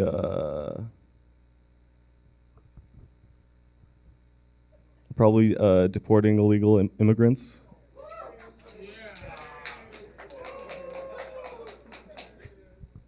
criminal immigrants? Well, I think he's kind of going after anyone right now, right? Okay, Travis is standing there, so that's a whole other topic we could dive into. But Yeah. Well, let's move on. Thanks, Fateh. I really appreciate you coming up here. Let's give it up for Fateh. Come on. This is not easy.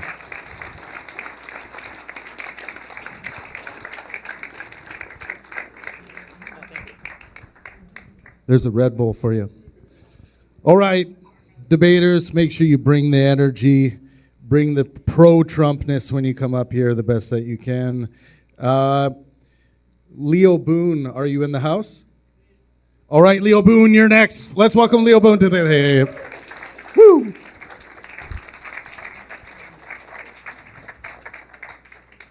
Nice and close to the mic. Okay. Okay. hey, what's up? Is this too close or too far or what?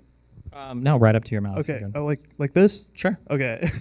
Okay. So this is gonna be the hottest take of the night, I think.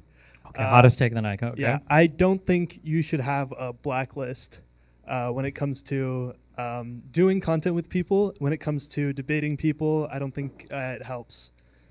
Do you think that there's anybody that's not worth debating? Well, I'll do the most hyperbolic example: somebody that can't speak English, right? Well, Can't okay. communicate with them, right? Okay. Okay. Sure. Maybe. Well, that sounded more racist than I meant it to sound. Okay. That's my language. Sorry. Jesus. Okay. Okay. Do you think somebody who, let's say somebody like, I'm trying to think of like the worst. Do you think there's anybody I've debated where you're like, oh, okay, probably shouldn't debate that guy anymore at all? No, So fuck off. I 100% think you should debate Hassan. I think you should do Yeah, I would content with absolutely. Hassan.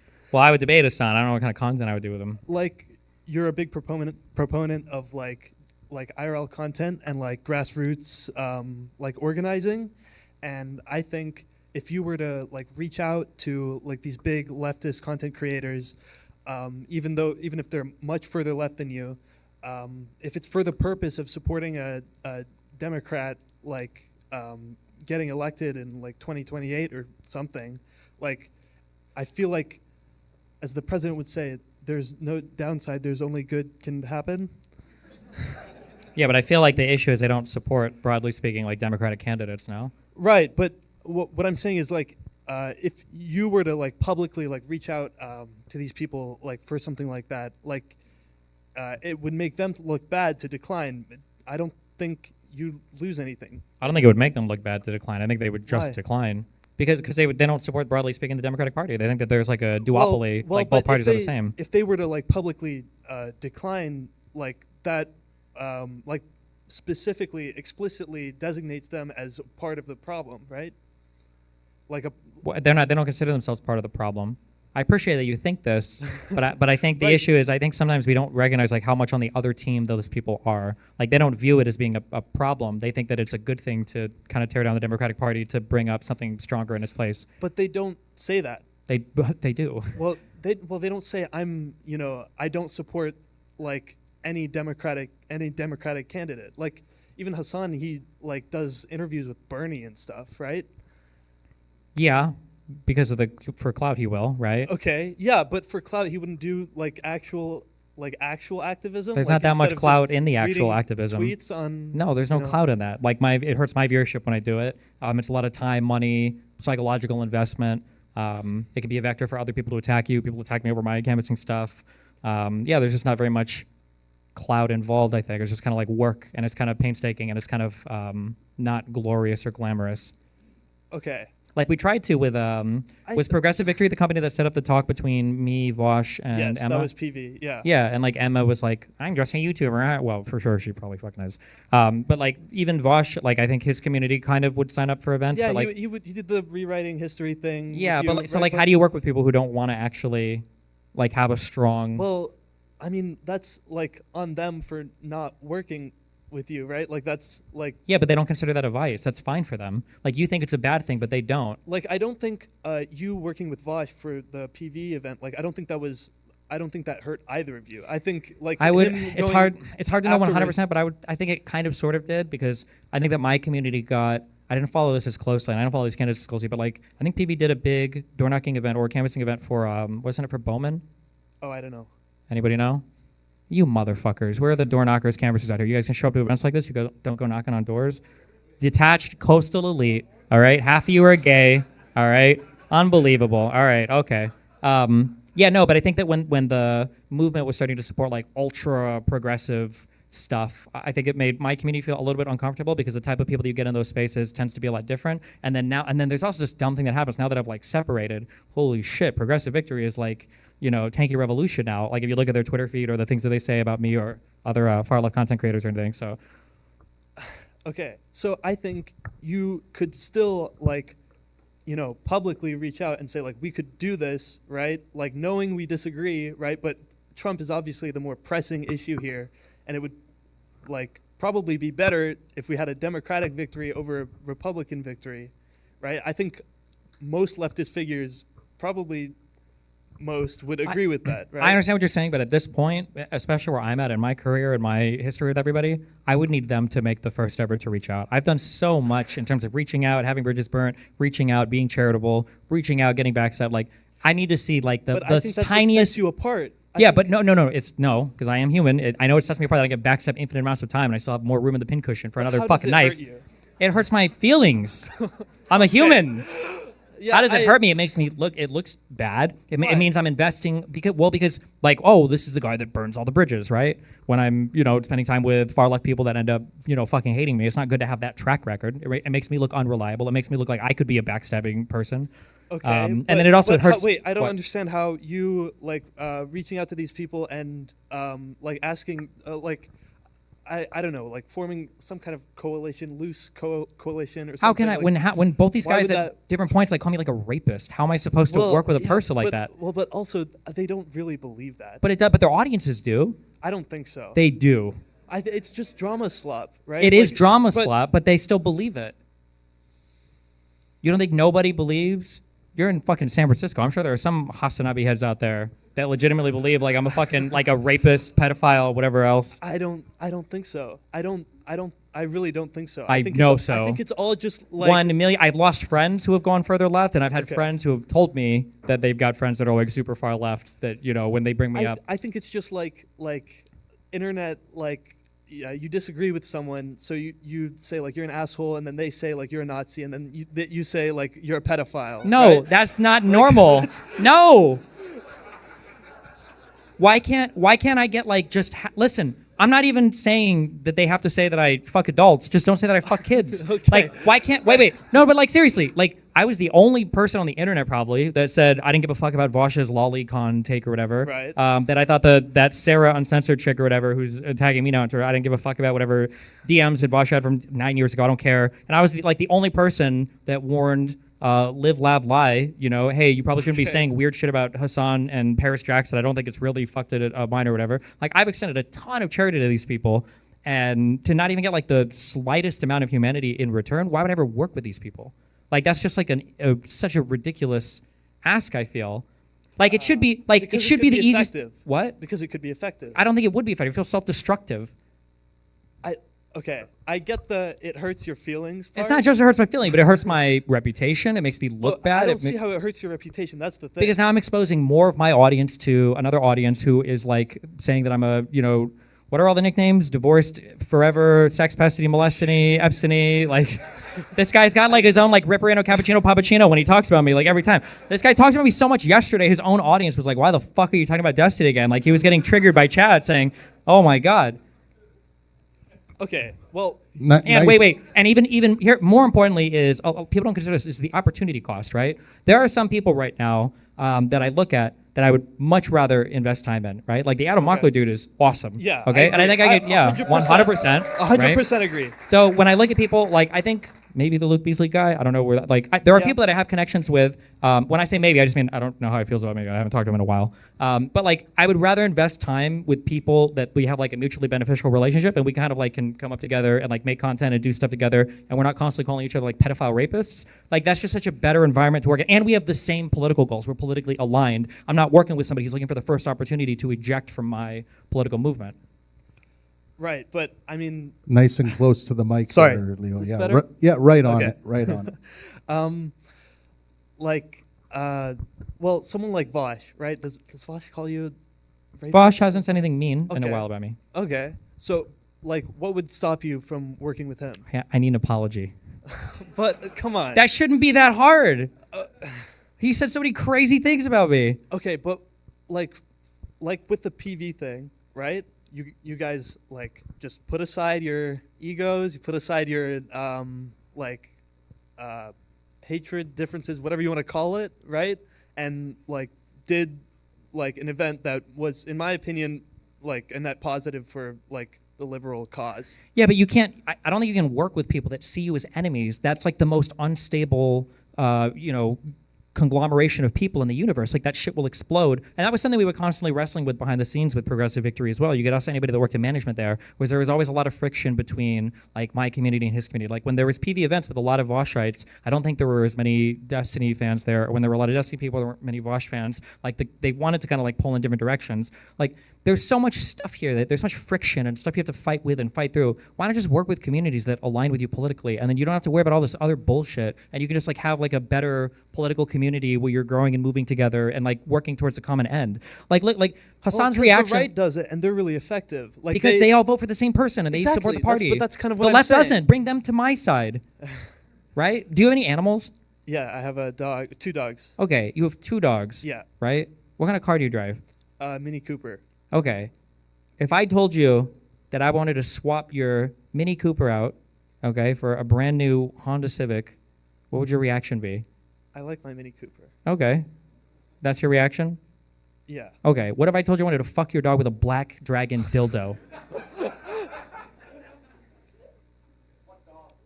And wait, what? I and feel what like do the I get? reaction would be visceral. I think you would say like, bro, you're not going to fuck my dog. That's crazy, right? Yeah. When I look at somebody like Hassan on election day and he's filling out his ballot and he's like, I'm not going to tell you who you vote for. Why would I want to work with that guy? When there's a guy who's like, well, you know, it'd be the same under Kamala and fucking Trump. Like, why would Right, I but if want he to work was with that working guy? with you, he would like it would be in support of like someone like Bernie or Buttigieg. But if or he something. wanted to work with me, he would. Like, he's the problem. He's the friction there, not me. Okay, but if you like, if you keep like extending your hand, right, then he has to keep declining, and that like just is a reminder that he's just a waste of space. But Like, they're he's not. just- You view it. You think we have the same goals, but we don't. I don't think you realize that because they don't view it as bad for him to decline me working with him. Like his audience believes that in the duopoly that both that parties it's are the better same. to have Trump as president than That it's like, about the same. They believe that. They genuinely believe that. They call him Genocide Joe, and I think they had Genocide Harris or something. Yeah, Kamala Harris and Holocaust Harris. There you go. Yeah, this guy's got everything over here. Yeah, I don't know. I think I see the right, and they like are just very effective at like you can agree with them on just like 10% of issues, and as long as you're voting Trump, like you can be pro trans, gay, whatever. As long as you vote for Trump, like you're in the club.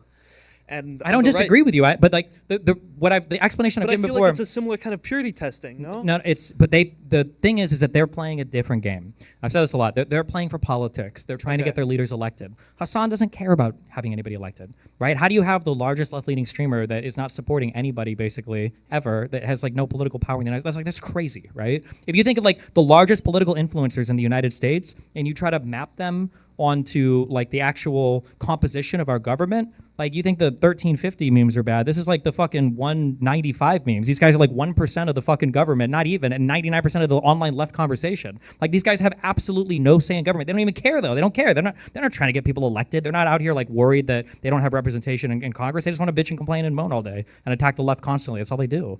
Okay, but what about like debating these people? Like you say over and over, like I would debate any of these people. Well, but you say over and over like Hassan would never debate me, right? 'Cause he But wouldn't. when was the last time he actually had like a real opportunity to? At any time. What do you mean? Bro, this guy almost, like, you see the Is he graying not in his on your beard? Do you know where blacklist? that came from? It was the one day he debated Ethan, and his fucking eyes were flicking in the corner of his screen, constantly seeing if I was going to pop up anywhere. Like, Ethan has, like, did you see that guy the day before? He's, like, on stream with fucking Cash Patel eyes. He's like, if Destiny appears for 1 fucking second, he's a bad streamer, they're going to fucking ban me instantly. He's, like, losing his fucking mind. I'm watching his hair fall out in real time. And that wasn't even an opportunity to debate him. I wasn't even going to do it, right? That he knows of. I mean, Like here's the reality. I understand what you're saying, but like my door is open to my office at any point in time. I'm actually still friends with both these guys on Discord. I think they keep me as friends so that we can spy on each other's mutuals, which is cool. I understand it. But I'm still friends with both these guys on Discord. Like they could always reach out at any point in time. I think Vosh has a much higher chance than Hassan. But like another thing that I look at too is like streamers and their communities is kind of like an organism where I can tell like how they really feel about a thing based on how I see their communities react. Like if you've been abused a lot in your life and somebody walks up to you like this and you're like, and you flinch, right? Like, I see what's going on. No matter what you say, like if you're scared, you know? Right. But so like if I'm brought up in any of these communities, oh my God, the chats are fucking terrible. Even in liberal communities, the chats are pretty unhinged against me. So like I can't do that. Not only can I not do it well, I can do it personally. But I don't think it's a good movement to invest time into. I think it hurts my community. I think it looks bad on all of us. I think there are better communities to be involved in. I'd rather just grow my own community or find smaller content creators to work with and try to help come up than work with a bunch of people that don't care if the Democratic Party succeeds, thinks that it's the same as the Republican Party, wants to co-opt the Democratic Party in return and thinks I'm like a pedophile, rapist, whatever. Okay, at the risk of sounding like a broken record, if you did like a formal, like throwing your gauntlet out there, like, like challenging them to either debate or join. Okay, I'll challenge Vosh or Hassan to any subject, anytime, anywhere. There you go. Okay. I could do that, yeah. But I mean, they know that. I've done this before. Any final thoughts there, Mr. Boone?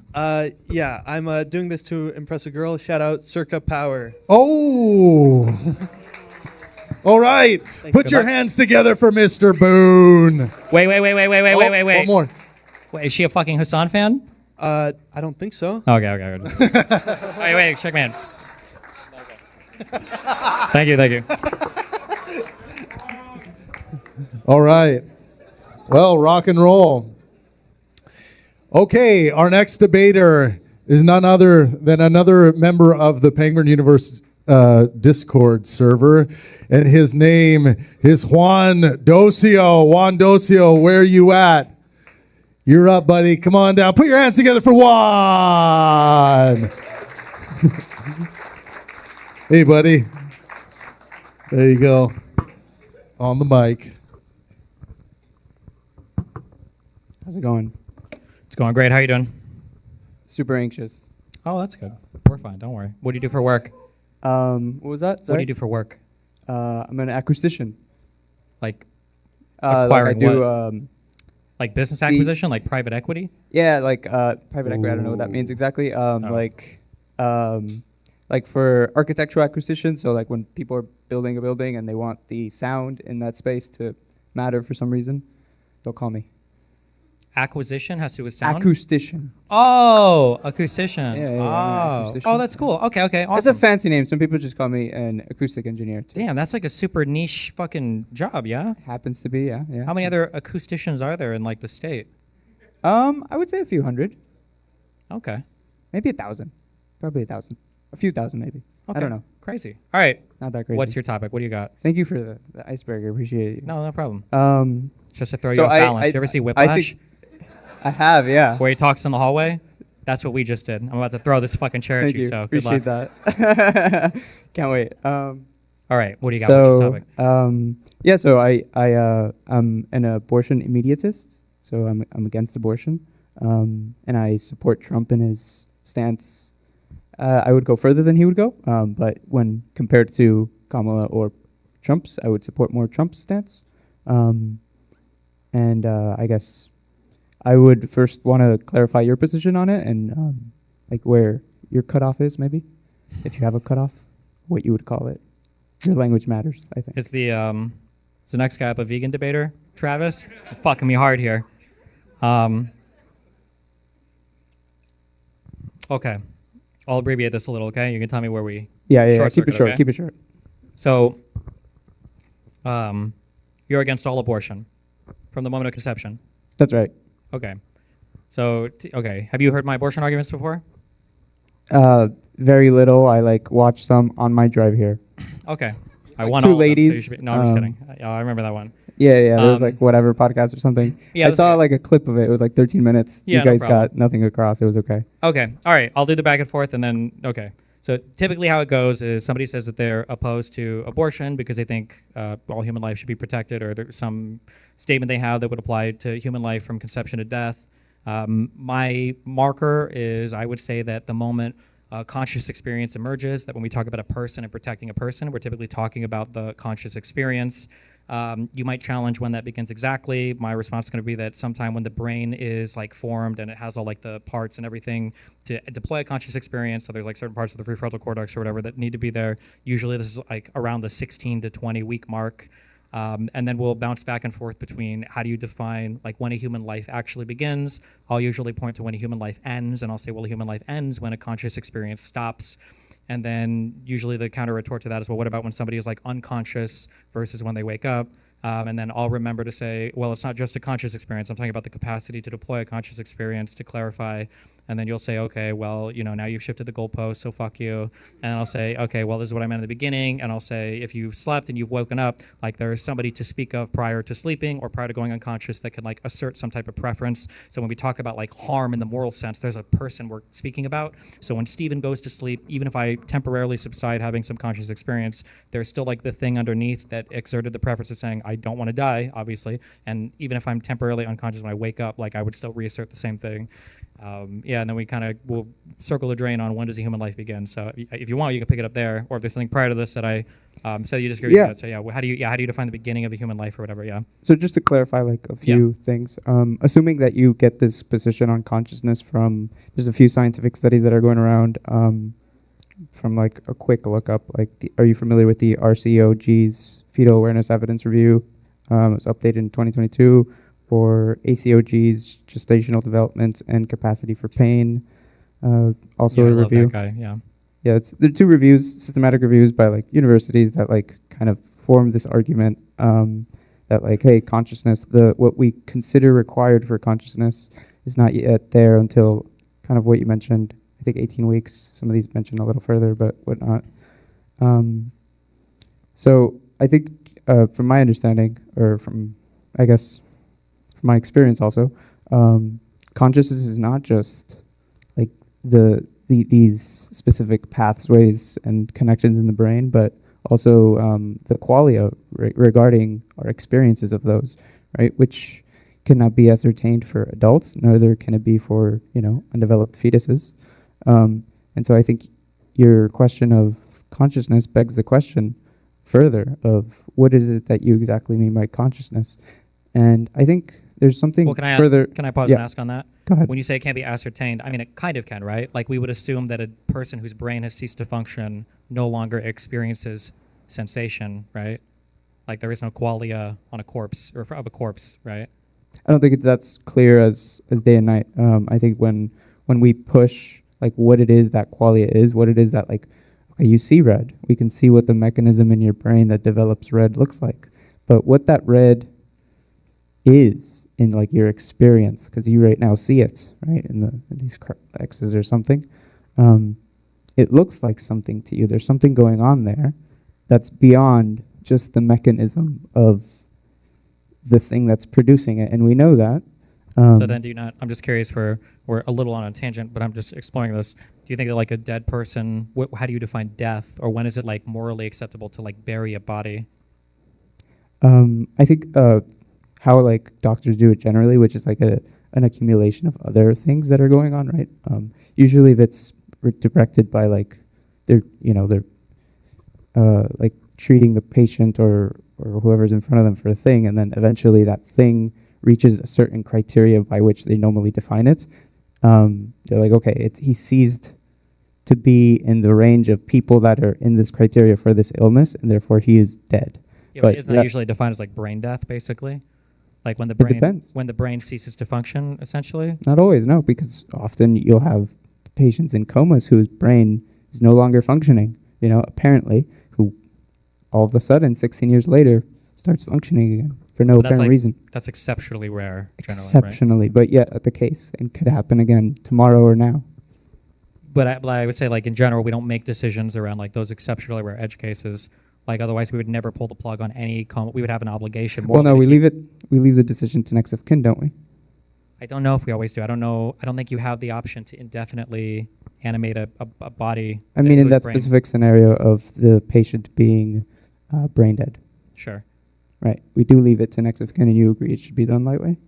Or do you think we should just pull the plug and involve it? I could be wrong, but I don't think we do. I don't think, like, if you... What? I don't think it does. No shot. In California, if you've got a person in a hospital, you can say, I want this person kept alive on bypass indefinitely for every... There's that's Well, that might be there's one other factor. Sure. factors. Yeah, I could believe that. But if a person is like brain dead and they're not coming back, you think in There you go. California you can Hold on. indefinitely... Yeah. What you just said was the crux of it. They're not coming back. Sure. How do you know? Well, I mean, you ascertain based on things that have happened to the brain, right? So doctors ascertain, right? Yeah. And So like so- the brain has been deprived of oxygen for like 20 minutes, it's probably never coming back. There's too much brain death for the person to resume functioning as like a conscious human being, right? That's right. Sure. Yeah. There are certain types of injuries or damages that can occur that like neurodegenerative diseases that degenerate too much of the brain structure for like the body to autonomously operate. Yeah, Right. like I agree. There's no brain. If there was no brain there, like it just got blown up, it's gone. Sure. I agree. It's not going to just start working. There's nothing there to start working. Sure. But you're missing the edge cases here in which there's very little understanding that we have specifically in these edge cases of like diseases spreading to the brain, passing the blood-brain barrier, or illnesses specifically of the brain genetically. What do you mean by very little understanding, or what do you mean by that? In which occurrences like the one that I just brought up, where like that one was brain trauma, the one I was bringing up where the guy just woke up and then he actually died again later, just a few weeks later. Super sad, actually, but whatever. Why are you guys laughing? Fuck you guys. No, it's okay. I mean, This sadness guy is probably comical woke up, he sometimes. probably inted my fucking lane for 2 weeks. Super sad. And then after I You guys can deranked look to it up. Diamond It's- 4 again, I bet he probably fucking, yeah. If you look it up, I hope you won't I laugh, would also, but- I'd have to see like, I find You that won't usually laugh, I when think. they're like the crazy edge cases, usually these are like in fucking like India, or they're like not documented well, or there's like generally speaking, like It's interesting that you side on one of these things always on these edge cases. You say they're edge cases, but you always side on the side of caution, right? Like for example, you brought up me being an acoustician before. Always when I give, like for example, I determine how thick walls have to be so that buildings meet criteria for living spaces, and I always add a margin, right? Because I know that the engineer and the architect and everybody there, they're going to try to get a point out of it. They're going to corruptly try to make this inferior than it should be. And so I add, I'm not going to tell you how many points, but I add a certain amount of points so that, just in case, right? And I err on the side of caution. And I think that your stance always errs on the opposite side of caution. You err on the side of, well, fuck it, this is probably not alive. I mean, we could argue that I'm erring on the side of, being too quick to pull the plug versus the side of caution. But what we're really talking about is like when we say err on the side of either end, we're talking about the point that we're erring on, right? So do we agree on that point or do we disagree on that point? Like, do you think that consciousness is the point that matters, but you just think it like ends way later than I think it does and it starts way earlier than I think it does, or? I don't think it matters because I don't think from what I've understood, I urge you to look into the research of the Quality Institute. Super interesting research done at MIT. Radically interesting. I mean, but I'm not going to get into that because I don't know about it too well, and it's not this topic really. But what I'm trying to say is I don't think we understand what consciousness is, and I think that it's rather interesting that you choose this thing that I think you would agree is kind of like shifty, different people. Yeah, It's kind of like a God question. Like you bring up consciousness, it's kind of like saying God, Depends who you're asking, what they mean. Sure, this is why I don't do abortion debates. No, but I Here mean, you like, are. I agree with you that, like, legitimately, one of the reasons why I don't do abortion debates is because I feel like there's a lot of, like, uncomfortable stuff that I think merges in this conversation that a lot of people don't like to confront. So, for instance, like, a lot of people like to think that we stand on much stronger metaphysical or epistemic grounds when it comes to defining things like life, right? People say, oh, well, science says life, blah, blah, blah. Science doesn't say shit at all. Science can describe, like, metabolic actions and stuff, but in terms of, like, when does a human get rights, like, that's for the law or philosophers to talk about. Like, a I agree. biologist can't really tell you that, yeah. So in terms of, like, where do we define the beginning and end of life? I mean, that's a hard one, too, because I think, pretty sure we're bumping into literally the hard problem of consciousness, right? Like, I can't even observe it or describe the thing that is arguably the most important possible thing that you could ever have, right? Okay, then let me ask you a different question. Yeah, go for it. Let's imagine, just in the future, 1,000, I don't know how many years you want in the future, right? Sure. Someday, would you prefer that there's two individuals when an abortion takes place, right? One of them's their life's ending. Would you prefer that that would not be the case and that there would be the choice for that individual's life to remain? Or is there something about the mother's choice in still being able to end that life during that gestation period that you think is important? I think that I think it's just the mother's choice up to when that conscious experience emerges. I think that there is, I feel like there is I'm going to say word game, but I'm not implying like bad faith. But I think there's a word game that is played that makes it sound like a bad thing is happening when you're depriving someone of a choice, because I think that we feel like depriving people of choices, especially the choice to live. I mean, ordinarily that's a really bad thing, and I agree that most of us would agree that that's a bad thing. But I think that the sentence, when you try to actually like resolve it into like a meaningful statement, well, whose life is being deprived? We're speaking about a person that doesn't actually exist. And so I think when we try to like analyze Hold on. Yeah, what go do you ahead. mean they don't exist? As in like, so, you know, like if you were to ask me right now, would you want to have been aborted? I would say, well, no, obviously not. I'm alive. I don't want to be aborted. But if you go back to the moment of conception, like there is no me to speak of. There is no person to exert a preference. Yeah. What do you mean there isn't? Of course there is. You're right there. You're small, you know, but you're there. Your genetic code is there. What you are to become is there. Well, yeah, but I feel like this argument, I think is, I feel like this argument smuggles in like an automatic, like a big concession from my side when it's given the idea that there's like the potential of life. I feel like people will play another word game where the potential of life becomes the life itself, but potential is much different than the thing itself, right? Like if potential was the thing itself, we would have 100 trade deals in 100 days and not just 2 weeks away from all of them under Trump. Okay. But yeah, like I feel like, like is there a potential for life? For sure, but like a potential of a thing is not a thing itself. No. Hold on. It's not a potential of a life, right? It is a life in the sense It's a that potential of like a conscious experience is what I'm saying, right? it's a potential of a conscious experience. Okay, well, like it's an extraordinarily high potential of a conscious experience. Would you agree? It could be 100%, but it's still not the thing itself. Okay, well, what other things would you agree that are like 100% true? Just so that I could elucidate it, I think you could come up with one. If you can't, it's okay. That are 100% gonna become true that you don't like. But they're not everything. So like architecture could be an example. I could have all the building parts and I could have the blueprint for a building, and I could have everything right there. And in 2 years, I know this will be a building, but it's not yet. It's just all the parts. Okay, well, you brought one up specifically. I know that there's not 100% chance because there's, you know, all the things that could happen in the world before that would prevent that from happening. People die, wages go up, riots, I mean, we could say the war, same thing about a the billion fetus, things right? could happen. But we wouldn't apply. We could say the same thing about the fetus, but we wouldn't apply it there. But I'm just saying, like, if everything goes right? Like fetuses can miscarry or things. Can happen, Right. But fetuses, we know with the certainty of a fetus to become what you consider a conscious being, right? Like we have the scientific data on that. Well, and it's like assuming over that- 99%. Well, sure, and assuming all the parts are laid out for a Lego set or a building or anything else, I'm just saying, like, but the potential of a thing, the parts and the blueprint are not the thing itself. There's a meaningful difference between the two things. That difference that you're referring to isn't there in the actual conceived being, because all what you are referring to of what an organism is already there. Well, it's definitionally not, right? What you I mean, I'm sure, but what I'm you're not, like, calling fetus short, right? Like there's something else that's coming up here, right? Like everything that you are is not the single cell zygote. There's like you don't have a brain, right? You're one cell. it's all there. It's all right there. It's literally not though, It is. How is But- it not? because I'm more than one cell. Yes, and that being becomes more than one cell moments after. Yeah, but it's a blueprint. But it's after. It's not at the time, and it continues to grow.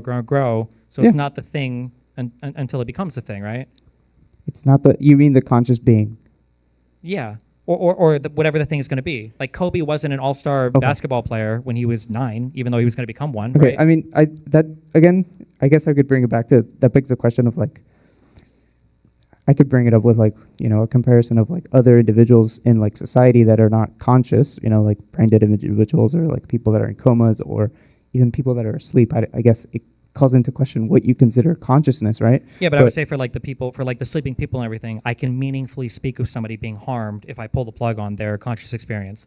I'm assuming, I think it's a reasonable assumption that most people want to live. Yeah. If you go to sleep, I can't just kill you in your sleep because you're unconscious because you've already exerted some kind of preference over your own body. And for me to attack that would be, most of us would agree that'd be immoral. Yeah, but that person is not conscious. Yeah, but there's a person to speak of. You just said that person is not conscious. There's a person to speak of, and the person. Yeah, but it doesn't matter that there's a person to speak of, because if there is a person to speak of, then that means that there's another thing that you care about, and it's the personhood, right? Yeah, The fact yes. that there's a past. So that's a new thing you're adding in that we weren't talking about before. I feel like we're literally doing the thing that I said was going to happen. The past is, but there's a meaningful thing that's being harmed because there's a person that's like exerted a thing that's being harmed. But for the fetus, there's no prior person to speak of. Assuming if you believe in what I'm saying, that there's no conscious experience until 16 weeks, at 2 weeks, if you terminate it, then, in my theory, nobody has been harmed because there's not a person there to speak yet. Okay, well, there definitely is a person there, just because there's a very unique person who doesn't have a past, right? Because it's the beginning of being a person, to which all of us have to have at some point, right? At some point, all of us had no past. Let's Right? say theoretically, let's say you could freeze the development on a fetus, and let's say at 2 weeks it was stuck that way, but it would continue to live indefinitely in that state. Do you think there's a moral obligation to keep it alive forever if you could, like feeding it in a petri dish or whatever and watching it zip around? Do you think that has like all the same rights as like an ordinary human being? Yeah. So I have 2 points to that. I hope I Yeah. could say both. I think I can. Yeah. So no, given all the language that you used to describe that, right? Which is certainty about the future, which I don't think is actually a thing that could be had in reality. And if you could, then I would agree you could do that. But we can't, because we don't have that certainty. Okay. Well, then, I would say there's a difference between that thing then and then a future thing. I'm sorry. Like if it's a 2 week fetus, Mm-hmm. like are you saying, so like, okay, so here's the other, this is like my final, I guess, logical. So let's say, okay. So I'm going to say, well, then it sounds like you're saying the thing is different from the thing it has the potential to be, because if it's a 2 week fetus and it's going to be that way forever, you're okay killing that, but you're not okay killing a 2 week fetus that could grow into something else. So it seems like there is a difference.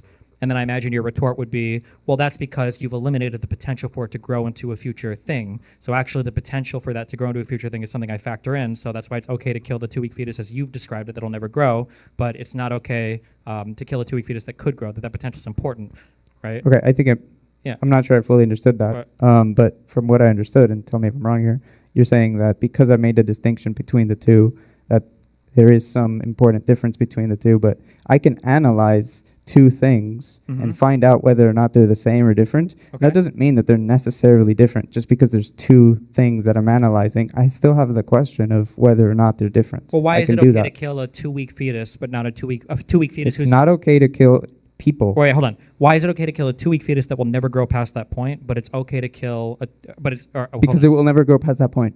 okay. So the potential of the growth is important then to you, right? The potential of the growth is important to me. Yeah. Yes, of course. Okay. So then my question is could I not back this up before the moment of conception? What do you mean back it up? Like, let's say that I'm going to, Oh, okay. a Go wonderful BPD white girl, gonna have Yeah, sex yeah. with her, we're gonna have a kid maybe. Yeah, like If sperm. yeah. Two gametes separate. But let's Can I say not that- say that those are like about to be? No, because they're not there. There isn't an They- individual there. Who are you going to Wait, protect? wait. But there's the potential, and all the material is there. The egg and the sperm is there. But if you block it from from coming together, aren't you destroying the potential of a life in like the same way? No, because you don't have that certainty that those two gametes will have. Do you know about the different how it is that two gametes meet to make an individual? They separate the 20. Some chromosomes come from each. Do you know how that goes on? I've heard of this before. Yeah. Yeah. Well, that could go on in many different ways, and the way specifically in which that happened, like we could factor the No, but I'm saying that, possibilities. like, I'm so saying that, like, if each let- of the Well, your let- chromosomes, let's you say- have 20. Yep. Let's remove the uncertainty. I don't think that matters. Well, let's remove, There let's is say a that I huge could- uncertainty. Sure. Well, there's an uncertainty in every fetus, right? Of course. Okay. But you wouldn't say that means you can kill a fetus because there's an uncertainty. Of course not. So why can I stop a conception when there's an uncertainty? Because there's an uncertainty of there being an individual, but there's no uncertainty of there being an individual when there already is an individual there, when the conception has occurred. Why would there, if assuming that they're going to get pregnant if you have the sexes and you... How is it that you see, you keep doing this, which is in your hypothetical, you assume certainty, Okay, and yeah, then you well, say, okay, well, but hold let's- on. sure, let's let's- go let- back okay, to this the... is- hold on. sure, This well, is no, actually this super isn't- important. No, This is it's the not most important. important It's thing. not relevant to this. Okay, I wait. think that this is the most important thing that we have said so far. Okay. Okay, let me just say it. Okay, so let's delete Okay, the fine. uncertainty. Let's assume that it was a 100% chance if you have sex that there will be a conceived baby. At that point, then, does that change your moral analysis of the situation?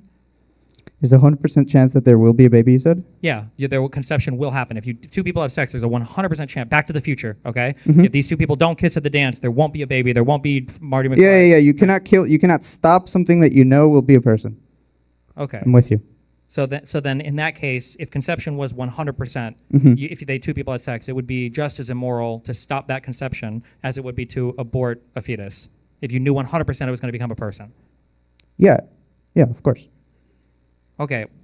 So Yeah, people don't normally bite that bullet. Let me think.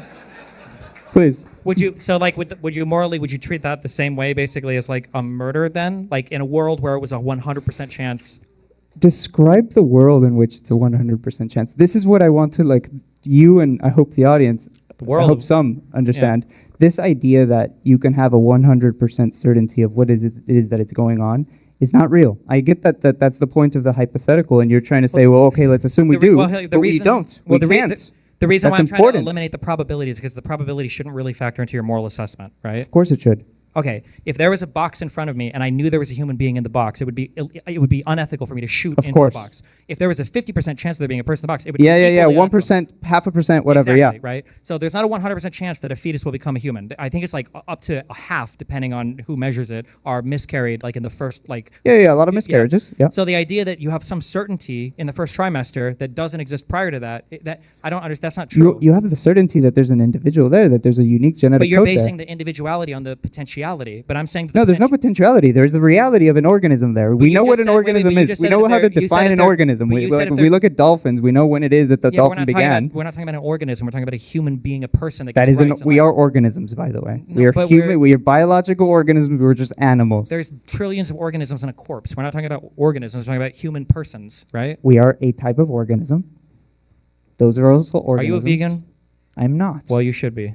So I actually have a good argument against vegans. If you were, it would I'm be just- that what would have I'm- been something I would have talked what I'm about. saying is that, like, Unfortunately, if Trump you're made a law gonna- about it. if you're going to argue that the potentiality is important, but then you're going to say that like a 2-week fetus that would never grow is, you can discard that. Would never grow. Yeah, would never. I understand. I The just think they're ability for consistent. you No, to no, say these two are that is consistent. why I say that. I understand these two things are consistent. Okay, but then They're when you go on to say that like, well, if there's a chance of it not growing, like in the potential for like conception, like when two people go to have sex, it's not unethical to stop that. Well, I would say there's a chance. There's a high chance that every fetus could miscarriage. So why would it be unethical to abort a fetus that could otherwise just miscarriage? There's no 100% fetus. Because it hasn't miscarriaged. You're like, for example, like the same But it reason. Like, could- there's a chance that the person in front of me is 50% chance they're about to die. There's a 99% chance they're about to die. Is it reasonable for me to just shoot them? No, of course, never. But then morally, you're basically committed to the idea that preventing two people from having sex is a similar position to murdering a fully Of alive course human not. being. No, of course not. Of course not. You're misunderstanding my point because of this hypothetical that you keep bringing up, which has absolute certainty, which is impossible. And the fact that there cannot be absolute certainty in the world is part of why I have my argument be what it is, But right? I use the box hypothetical to demonstrate that the absolute certainty shouldn't really calculate here when it comes to measuring the morality of the decision. If there's a 50% chance, 1% chance that somebody's in a box, I can't shoot into the box because I know I don't mean shoot into a box. I'm sorry. But like, you know what I mean, right? Like you can't. It's interesting that you bring up the box, right? Because in a way, a fetus is a person in a box. You know, there's a chance that they're in there. You know. Well, it depends how developed they are. Because, by the way, your specific way of defining, like, okay, at this point we cut it off, that assumes like equal development throughout fetuses, right? Like, not Well, no, all that's why I said fetuses 16 to develop 20 at the weeks. same rate, Sure. and so some develop consciousness faster than others develop consciousness. So if you have a strict quote unquote weak cutoff, some that do and some that don't, it's kind of like a bell curve. So at some point you have to choose, and so Yeah, I you're understand. killing That's why I some said people that 6. do Sure. fulfill that quality that you're trying Sure, to. that's a different argument, though. fulfill. Right? That's if we can see that the conscious experience Sure, of what yeah. matters, right? Okay. Well, I don't know. I feel like we could go on this forever. So We what do you? could. want? Yeah. Yeah. Awesome. Thank you, Docio. Thanks for joining us today. Thank you. Appreciate it, brother. Okay. Yeah, thanks. Well, the abortion issue. Do you actually enjoy debating the abortion issue, or do you not? Because it's fucking important. Well, I mean, it is, but nobody actually does the philosophy. Usually, it's just people screaming at each other over murdering babies. Exactly. Right? But you guys just did it. Well, yeah, but then we're on a ground that we should have been able to resolve. I think.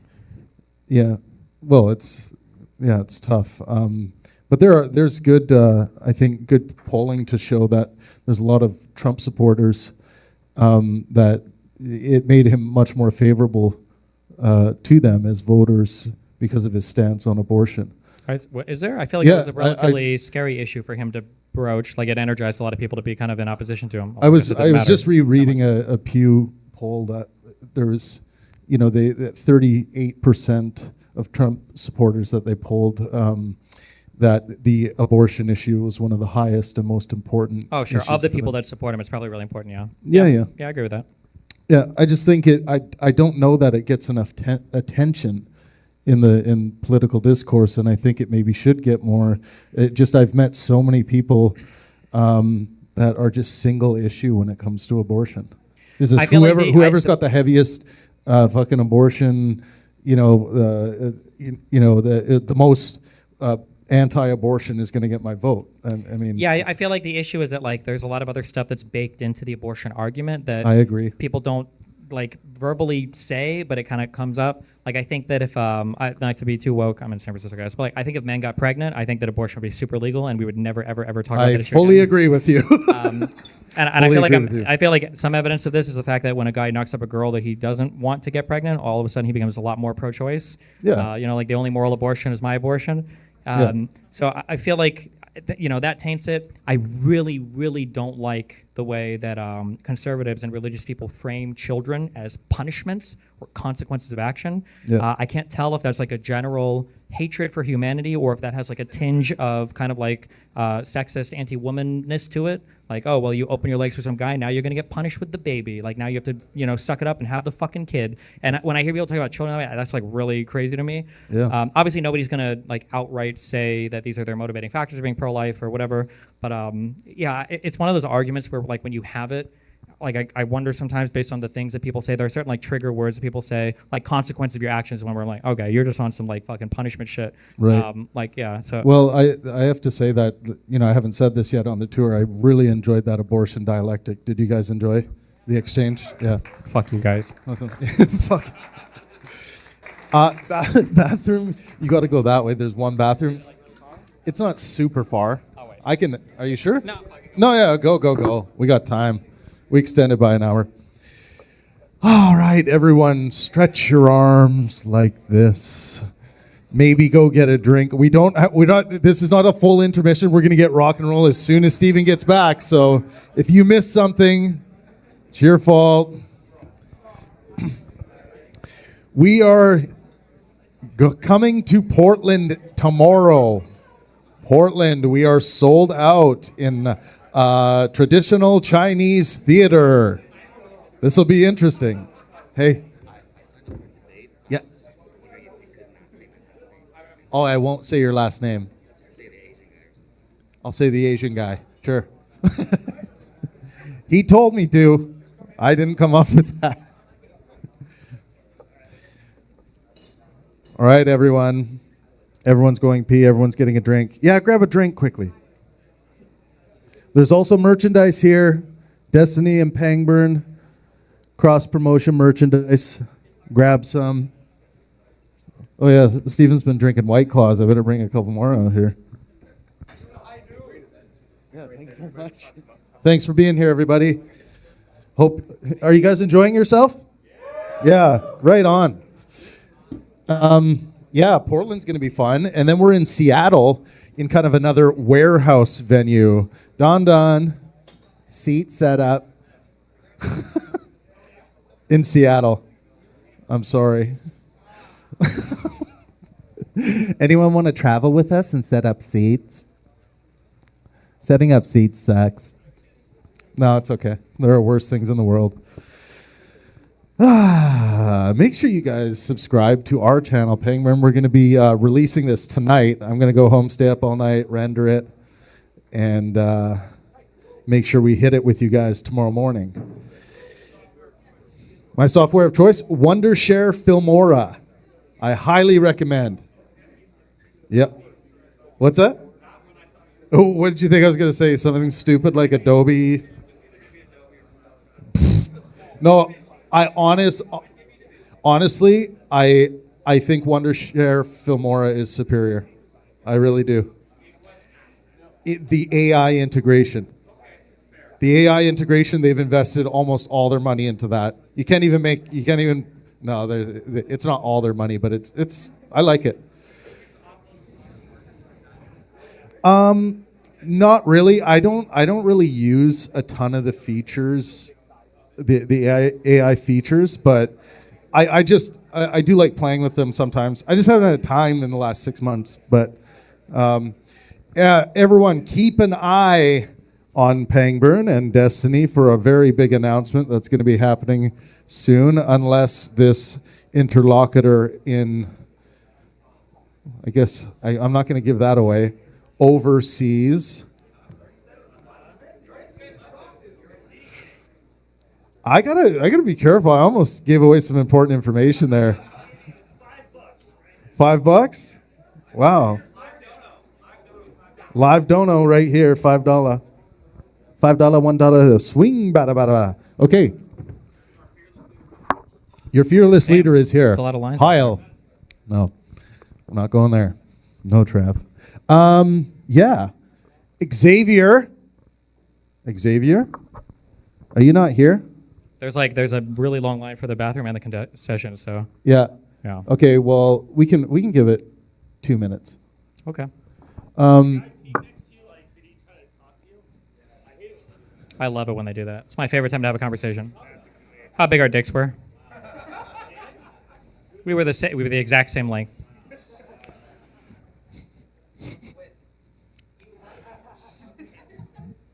Top secret, okay. Well, we're giving it a couple minutes, and then we'll get. You wanted me to call you the Asian guy. Sorry, I just had to make sure it was you. Jesus. We'll get it. He said it. I did not. That wasn't my idea. I didn't ever hear him say that. Yeah. Damn it. Matt, are you here? Matt, to debate? Well, we might be bringing Spencer back. We'll just give everyone one more minute because everyone's had too many White Claws.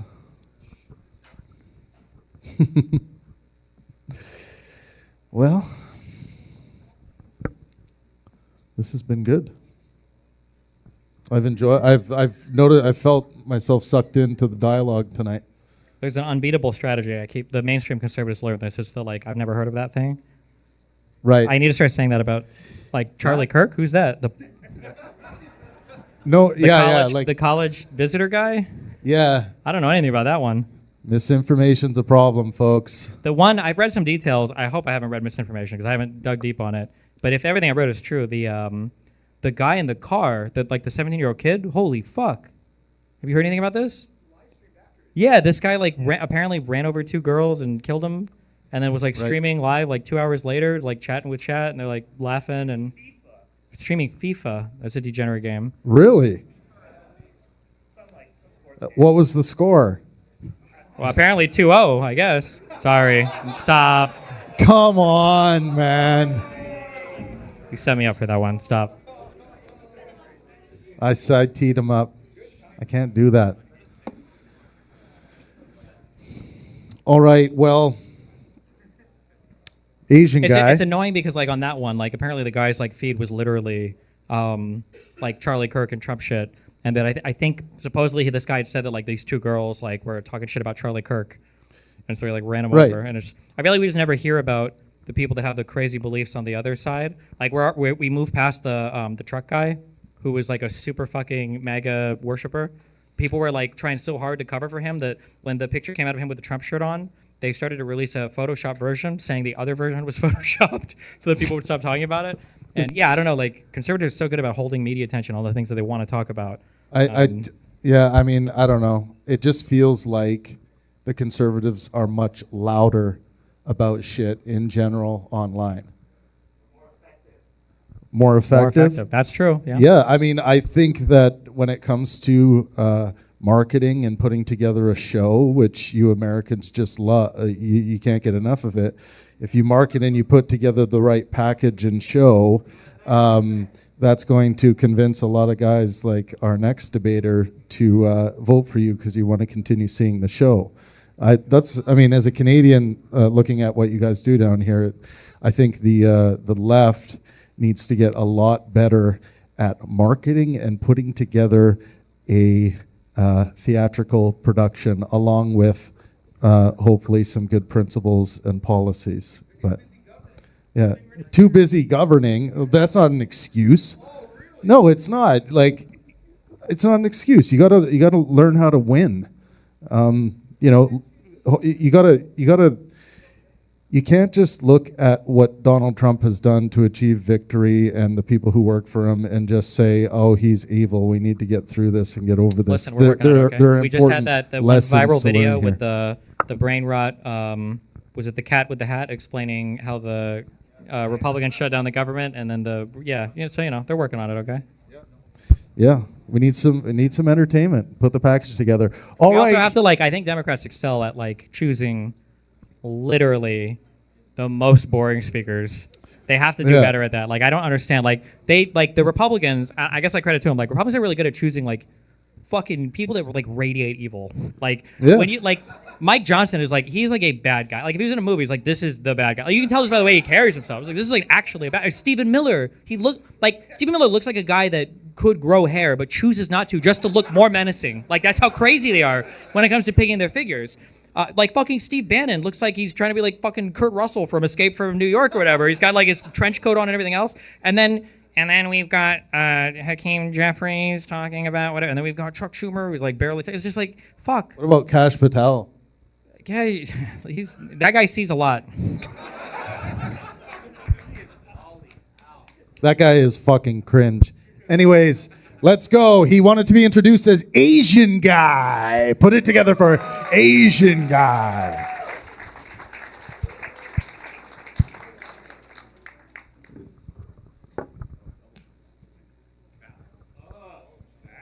How are you going to drink this? Oh, okay, whatever.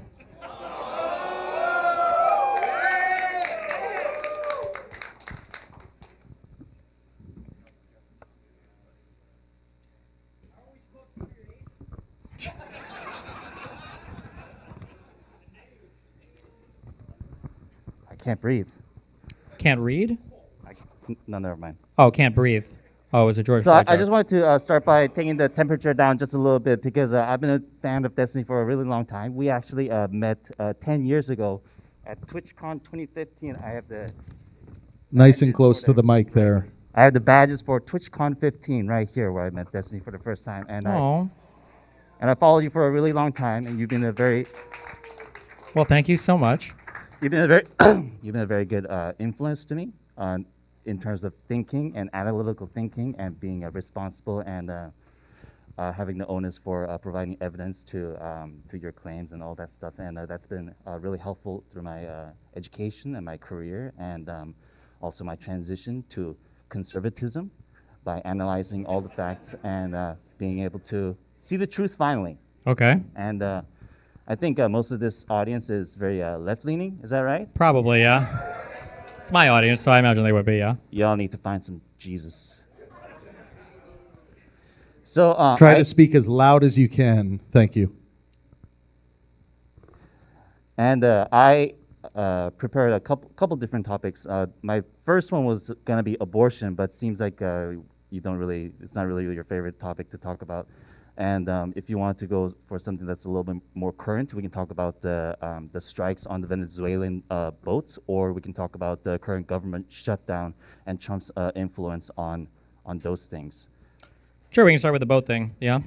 So you said that that's like a war crime, and he'll probably be tried in the Nuremberg trials and all. Well, no, he won't, because we're not signatories to the ICC or whatever, but I mean, you shouldn't be killing foreign nationals without some kind of due process, or at least some kind of authorization from Congress.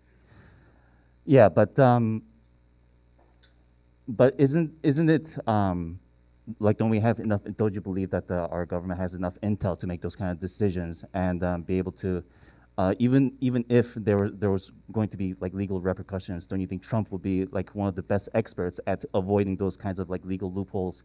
And he is the leader that's able to carry out these kinds of actions and be able to kind of gloss over them and move on to the next thing. Do you think he excels I think when they said drain the swamp, I think they drained the cerebral spinal fluid. I don't believe there's a lot of intelligence right now in this government, and I don't know if I would trust the call or not.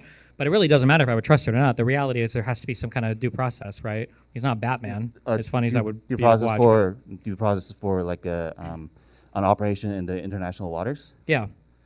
for foreigners.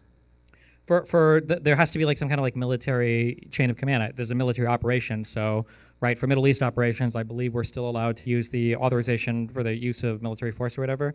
The AUMF that is still here from I think the Second Gulf War, but like for blowing up shit in the South, like around South America and stuff, and in our international waters, I'm not aware of any congressional authorization for those activities.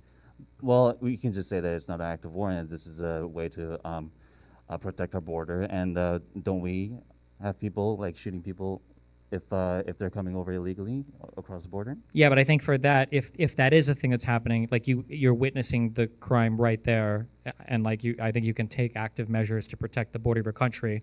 I think that's more defensible. So like if these boats were coming onto like U.S. shore and they were like blowing them up as they were coming onto shore, I'd be like, okay, yeah, like that's a lot more defensible for sure. So then it just comes down to like what are like legal basis and like what standards we follow, and if what we've been doing under previous administrations have not been very fruitful in terms of protecting our border, don't you think it's time to scale it up a notch and start attacking some people? Even if it was time to scale it up, this would not be the way to do it. There are legal processes to follow. I don't think that we just conveniently abandon the rule of law every single time Trump does something we think is epic and based. I don't think that blowing up 4 skiffs with, like 2 kilos of coke is saving the country, assuming they even had drugs on them, is like saving our country from some significant, intrusion of drugs. I don't think that that's probably making any difference at all. But don't you think that would make those drug dealers less likely? They will be discouraged from doing those kind of maybe, but even if they were, we can't do it by breaking the law to do it. Like we should have like rule of law is important, right? I mean, I don't know if there's even any rule of law.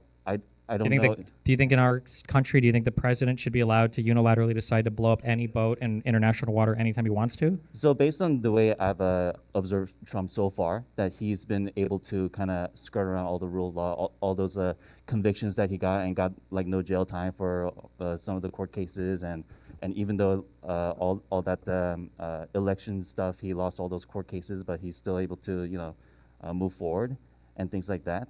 So I trust in his ability to be able to navigate through this, regardless of what the. Hold on, I just want to run down a couple things. Do you think do you think that Biden pardoning Hunter Biden and all the J6 people? Do you think that was okay? Biden pardoning Hunter Biden? Yeah, all the pardons that Biden did. Yes, I'm gonna say yes. Do you think Kamala tweeting the bail fund for the Minnesota thing after the BLM riots? Do you think that was okay? Sorry, Kamala tweeting what? Retweeting like that Minnesota bail fund that everybody freaks out about related to the BLM riots. Minnesota bail fund? Yeah, she tweeted a bail fund. People say she supported bail for rioters. Oh, for BLM? Yeah. No. Okay. Do you think that I'm trying to think of one more controversial thing that people don't think is okay. Fuck, I can't think of it. I'm sure there are other things. So for Joe Biden pardoning his son, I think. Well, here the point that I want to make, and this is I don't know if you'll acknowledge it or not. I don't care. Mm-hmm. Yeah. The issue that I run into with conservatives is when they talk about Democrats, they talk about what they morally ought to do, what Democrats should do, what's right. But when we talk about Republicans, we just talk about what they're physically capable of doing. Right? Like if I showed you like, oh, here's Joe Biden, he just raped 10 women, then we would say rape is wrong. We shouldn't do that. That's not good. Joe Biden shouldn't do it. But like if I show you, well, here's Trump and he raped 10 women, like the conservatives say, well, he's got a dick, doesn't he? Like that's just crazy to me. Like when you say Donald Trump has managed to skirt the law and get out of like accountability for every fucking thing he does, like are you selling me on this idea? Like this just sounds horrible. It sounds like a failure of the system. It doesn't sound like something I would ever fucking support. And that's just like an unhinged, unbelievable position for me to take. Like what? Like do you think that Donald Trump should constantly be breaking the law, constantly be doing things that are probably not okay, constantly be doing things that he thinks the courts could overturn? Is that good? Do we want to? So we're getting into like slippery slope, right? No. The slope can be even right here, and we're just talking about the things he's done. Okay, we're not slipping anywhere. We're right here. I support everything that he's done. You support Donald Trump being able to unilaterally kill foreign nationals or blow up ships in international water with no oversight from anybody. Venezuelan nationals? You don't know that. Oh, like national of anybody? No, you have no idea who was on. You don't even know if anybody was on the boat, right? Well, the intelligence know that. I trust in their government. hold on. So you trust the intelligence, the same ones that told us that there's a million memes. I know you don't trust the intelligence. I know that was a meme. Okay, your sunglasses can't hide your memery from me here. Okay, I know that's not the case. But like, I don't even know if we have no idea how Trump is even arriving at these decisions, right? Like, we don't know what intelligence they're even consulting when they're making these decisions, right? I think these are the kind of like the same arguments where people are like, oh, down with the rich, down to the CEOs. They're so privileged and they get to do whatever they want. I think all those people that are in high positions are making very important decisions that they're charged with. I think they take those things seriously. Okay, here's the issue. The issue is that like your parents could get in a boat and they could take a trip down to the Caribbean and then they could get murked by some Trump drone and he could be out here celebrating that Venezuelan drug dealers got killed. It's under the slippery slope. It's no, this is what's happening. He's killed people. We have no idea what he's doing. We don't have any fucking clue whatsoever. Has Venezuela come out and said that these guys are yeah, fishers? a couple families come out and said that was just like some fisher people. Well, they could be lying. Who knows? So could Trump, right? So could Trump, right? But what you're saying here, this is why the process is important, right? This is why the due process is important. Maybe somebody is lying, but we're never going to know, right? He just killed people. Who knows? We'll never know. we would have to trust our government for unity rather than like what the foreign nations might want to say to disrupt our we never trust conversations. we never trust one man to make these decisions unilaterally. We have a structure of government with checks and balances where everybody's playing within the bounds of those checks and balances that we trust to operate accordingly. Donald Trump doesn't believe in checks and balances, and he doesn't even believe in the executive branch. He thinks he's a he thinks he can do whatever he wants as the president of the United States. But people from those intelligence communities are bringing up these strikes to Donald Trump Maybe to approve them, right? But the problem is, like, at this point, I think what? He's not handpicking the targets. He's don't like, know. I heard of this ship. I mean, like, we had, like, in the first Trump term, I would say obviously that's the case. But in the second one, where we have, what was that, like, F8B, what the fuck, the schedule shit or whatever, where he's, like, firing people. Like, they're asking questions about, like, do you support Jan 6 or do you support Donald Trump as the president? I don't know who's left in the intelligence communities. I don't know what's filtered up to the top brass or to fucking Kash Patel or any of these other guys. I don't know. I couldn't legitimately say at this point. Like, Kash Patel can't answer questions straightforwardly about why he's firing people from the FBI and whether it's because of political partisanship. Yeah, and now Donald Trump is full on that Project 2025 thing. You acknowledge he totally lied about him supporting that, right? I don't think anybody really believed that. Okay. He totally lied about that. Yeah, and so why should I believe anything for this him? It won him the election. Sure, and he's getting to blow up Venezuelan boats right now, so good for him, right? Yeah, but you just did the absolutely. thing, right? Good for him. He was able to do a thing, right? He's got a dick, right? He fucks the country. Like, Yeah, I mean, that's like, right. what am I supposed to, like, fuck this guy, you know? Like, you're not selling me on him at all. Like, I don't know. Like, yeah, can a dictator do anything they want? Can the president do anything they want when no one's used to the president, like, acting like a dictator? Well, this is another hyperbole. Like, he's not acting. Everything I just said are things that he's done. What do you mean? I haven't even. It's funny that you say I'm speaking hyperbolically when I'm speaking of real things that the U.S. president's done, like in the last year. No, you're making like examples of what if your mom was in there, or like, oh, he gets to do whatever he wants. Well, the what if thing is because we don't know who's in those boats. That's true. We don't know who's in those boats. But I was just giving a broad explanation like why rule of law is important is because if we don't know who's in the boats, he could blow up anybody. He could blow up you or me or loved ones or hated ones or whatever, right? Well, from what I've observed of Trump so far, he's not going to push the envelope so far that he's going to get totally annihilated in the courts, because he doesn't. But he lost his trial in New York, didn't he? Yeah, but he didn't get any sentencing for it. Well, true. But he was convicted. I mean, he was guilty. He was convicted. He won his 2 federal cases because he was elected president. I mean, good for him there. He has gotten shut down by the Supreme Court a few times on things that he's tried to do, but he just keeps trying to circumvent the rule of law as many ways as he can and hopes that you don't have to sell me anymore, Destiny. I mean, I just like it's just epic and base. I also wanted to keep it short because I have terrible stage fright, and this is like the patsy seat. But yeah, I appreciate the time. It was really nice seeing you again, and watching you over the years and rising up on the platform. Well, hold on, wait, fuck all this. Hold on. What is the number one thing that convinced you to be like a Trump supporter? Oh, what's like the number one thing that convinced you to be a Trump supporter? You're like, oh, I looked at the. It was when he won the 2024 election. That's when it convinced me. So you would have supported whoever won the election? Well, I voted for Kamala, and. Why would I don't even know. Because he did the impossible thing, and I have I just have major respect. What for was the that. impossible thing? Like I thought it was very, very high chance that Chill, Kamala Harris stop. was going to win. You thought it was what? I thought it was very high chance that Kamala was going to win. Okay, but Kamala? my brain is, you broke my brain. So like I just, so because he won the election, now you support his policies? Did you not have any policy beliefs before he won the election? I thought you said Well, you were he's motivated like by my American critical person. thinking encouragement and everything. I'm sorry, what happened? Where did we go wrong? You watched me during a league arc. Well, I mean, policies are going to be, debated regardless of who is the president, right? So we're just like weighing, is Trump's policies going to be worse or is Yeah, that's Kamala's what I'm policies- asking you. What thing convinced you that Trump would be better, or that Trump is better than what Kamala would have been? I think he's a better president because he is able to capture the votes of all those people, and he is able to skirt around the law in the way that he did and rise to power. Do you think that's like a good thing for the country? Do you think that that's like a successful path for the United States to be on? I think there are definitely some things that Trump has done that the future candidates should kind of take advantage of, because it's all about pushing advantages, right? It's not about like digging your heels in on some moral ground and be like, oh, kids should be able to do trans stuff. Is the marker of like the success of a president just them winning the election? Like if they win, that means that they're to be admired or respected or that they're a good leader? Is that it? Like there must be something. You're saying that the only reason that I support Trump is because he won. Well, that's what you said, didn't you? Yeah. Well, that was like the tipping point, right? Because I've had qualms about the Democratic Party for a long time also. That was like the tipping point for me. Well, but what tipped you? That so many people are behind him. If not to And role if- play as your if- mom, if but like so- if all your friends jumped off a cliff, would you jump off the cliff too? I don't understand this train of thought. I probably would.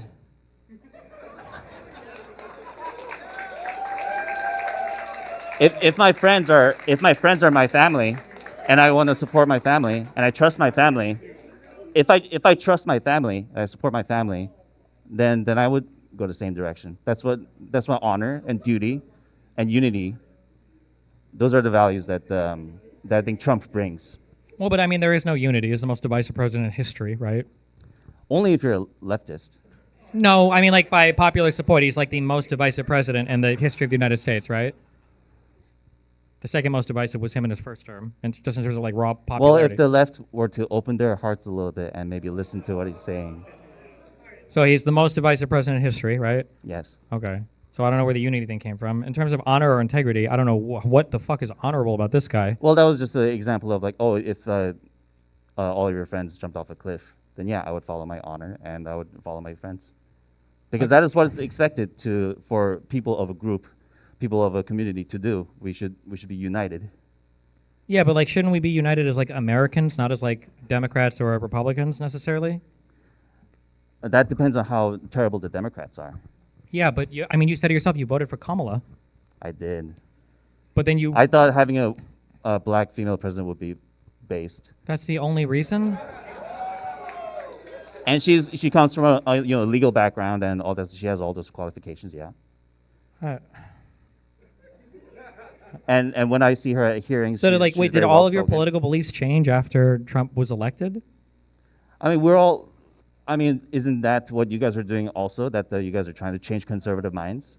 No, but our positions didn't change. Oh well, I'm saying I don't know how all your positions changed. well, positions have to change in order to like switch to a different party, right? I know, but I'm asking, did they all? Why would they all change just because Trump won the election? Let's see.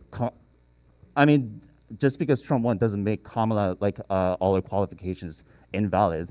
I just No, but think- you said there was a tipping point for you. Why don't I just? I don't know. Okay. Yeah. Epic. Okay. Yeah. Based. Thank you so much. Okay, thank you. All right, thank you. Put your hands up for Asian guy. Well, we are going to be transitioning into the poster signing, everybody. We have free posters that Steven's going to be signing on stage. You can get a photo with Steven. The line is going to start here. Wait, are we doing And this right now? Yeah, we gotta move. Gotta move. What the fuck?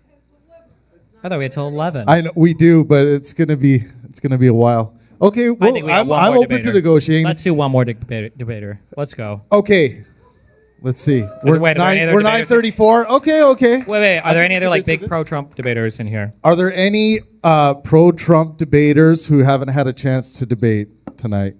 Right there. You're pro-Trump. You got a pro-Trump position to debate? I do. Okay, fantastic. What's your name? Wyatt. All right, everyone, put your hands together for Wyatt. 20 minutes, Wyatt. We got you for 20 minutes. 20 minutes. Damn, I just said like one more, like 5 minutes. Jesus. Fuck me. 15 to 20. Okay. There you go. We'll Nice see. to meet you. Indeed. God. What's By up? the way, fellow Canadian of Nova Scotia, Sweet. dual citizen. For now. Indeed. I will say so. My position that I'm, I guess, pro-Trump, and this is the reason why I didn't buy the debate ticket because I didn't have anything until recently. His action on the H-1B visa, I have found, shockingly, I support. Do we have, is that $100,000 thing, is that like confirmed? Is that 100%? Or is that like still another talking idea thing that might happen in 2 weeks? So it's very likely going to happen. Okay. We've seen a reaction kind of across the nation and some other countries as well. Living here in, the Bay Area, this is something I see directly, and I know quite a few people with this visa as well. There are a few things that are concerning. I've looked at the numbers, and of the recent data that is available, 75% of those who work in tech, and when I say tech, I'm talking about the large companies that are here. 75% of these workers are indeed H-1B workers. Now, the H-1B visa was designed Is for... that true? 75% of all tech Yes. workers in the United States? That is, according to the most recent data available. We have a room full of smartphones. Oh, sorry. We have a room full of smartphones. I encourage those to Google it. I may be wrong, but the last time I checked, which was the data that I had was pre-COVID, that's what I saw. Okay. And so, surrounded by world-class universities and a lot of grads who struggling to get jobs, and computer science is not exactly unpopular. Why can't these companies hire more American workers? What's going on here? I think disincentivizing them, relying on H-1B is ideal. And if it's this $100,000 way, then so be it. So I mean, like, we can always like cut some like foreign workers to increase wages for domestic workers. I'm pretty sure that number of H-1Bs is like under 20%. Just on a cursory Google glance, 75% that's a lot. The of last time I read it was 75. That's is a that lot not of confirmed? That's a lot of H-1B workers. That sounds like a Trump stat. But also, okay, so but I'm 75 actually curious to test just on this like idea. Real quick, what industry do you work in? If I am incorrect, I work in analytics. Okay. Do you think that you should be kicked out? Well, I'm not H-1B. No, but you're part I of the have one country. You're parent- born in Canada. One parent from each country. Okay. Said you were from Nova Scotia. Indeed. Right. My father's American, mom's Canadian. Okay. Well, Indeed is a hop and a skip from Indian. So I'm just saying. Okay. I'm just saying. yeah, Let's say that we got rid of H-1Bs and we also said no more dual citizen fuckers. Okay, wherever you were born or whatever, that's where you are. Yeah, but like, if there was some like measure of like, wow, dual citizens sure are causing a lot of problems. Like, But you are, I right? would Like you're say- here taking a job from an American that could have that job, right?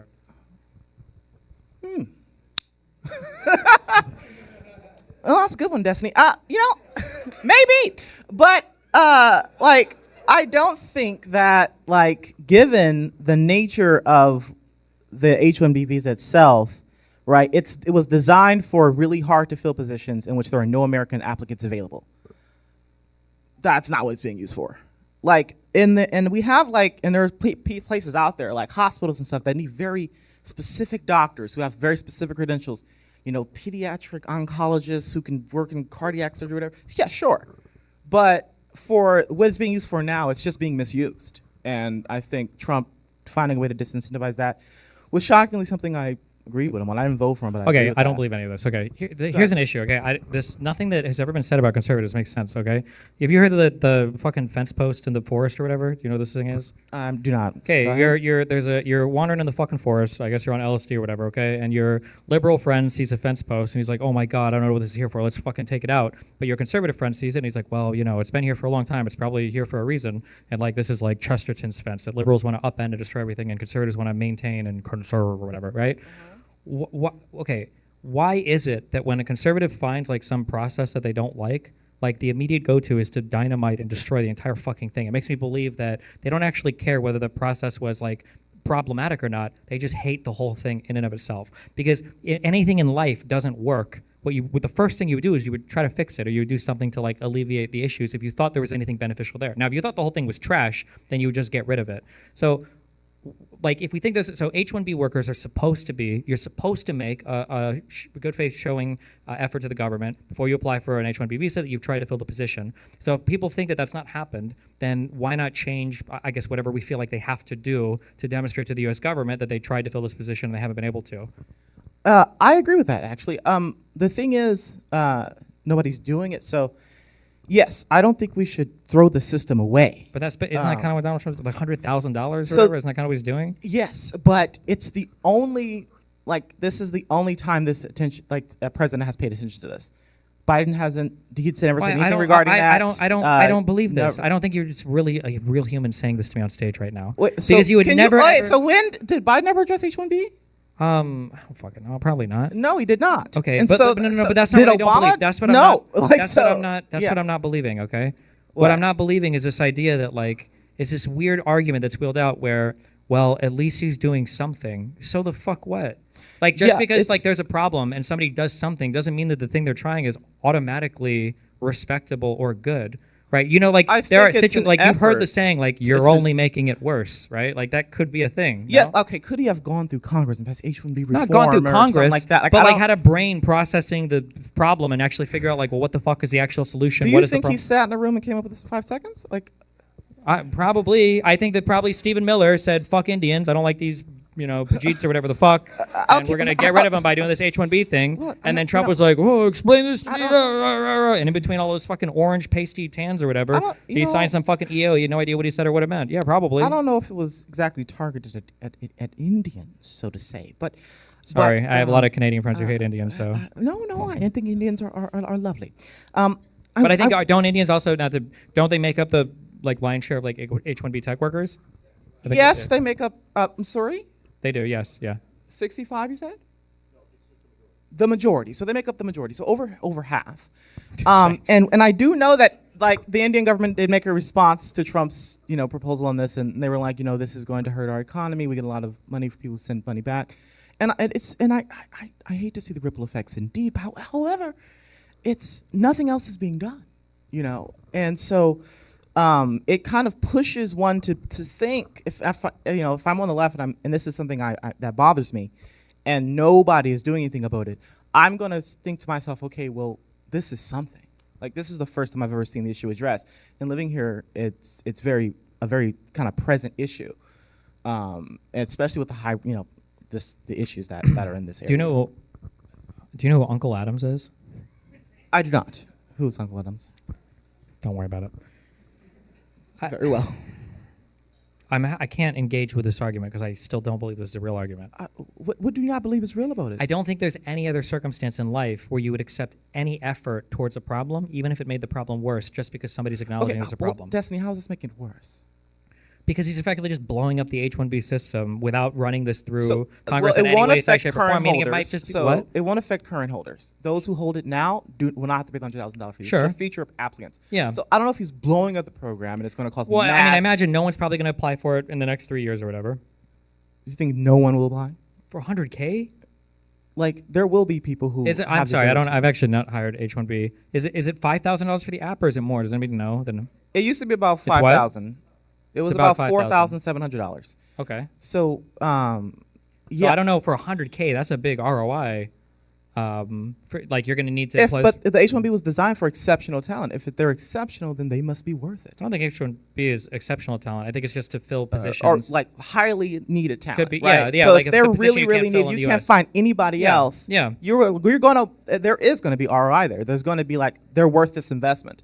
We can't find Well, but the anyone else ROI in the country. needs to be There's a no lot higher. American. The ROI needs to be a lot higher now than it was before, right?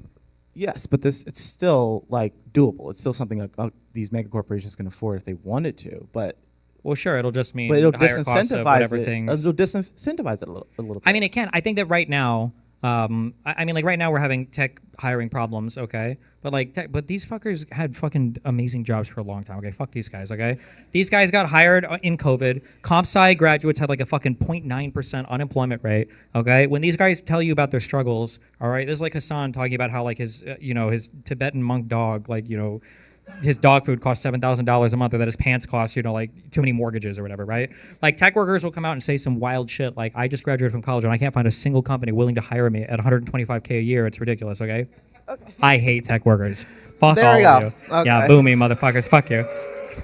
But what I'm saying is that, okay, and the honest ones will tell you that, like, especially like during COVID, I think in the period post, there is a huge rush to hire tech workers. Yes. And then there was a pretty brutal correction where a lot of them got laid off. And then I think around like 2023, I think this like picked up again. And then I think as of recently, there's been another kind of like layoff. And now we're like, I don't know if we're Yes, going to like, there's but like been in the ebbs and flows, like you're going to hire H-1B workers because you just don't have the American workers to fill it. But then like when you have the ebb and then the flow and you lose workers, you're probably going to work harder to maintain, I would guess maybe the H-1Bs is because you pay the application fee, everything else. So like yes, the but percentage also might be higher, but it's yeah. unfair for the H-1Bs because they're beholden to their employer. If they get fired, they get deported. It's a package deal. So like they How many feel- fucking people working in San Francisco are like, oh my God, like I'm a slave to fucking Amazon or AWS, Well, and now I'm like- going to be deported. I just want to go back home to the fucking. Well, no, like if you I'm hold sorry.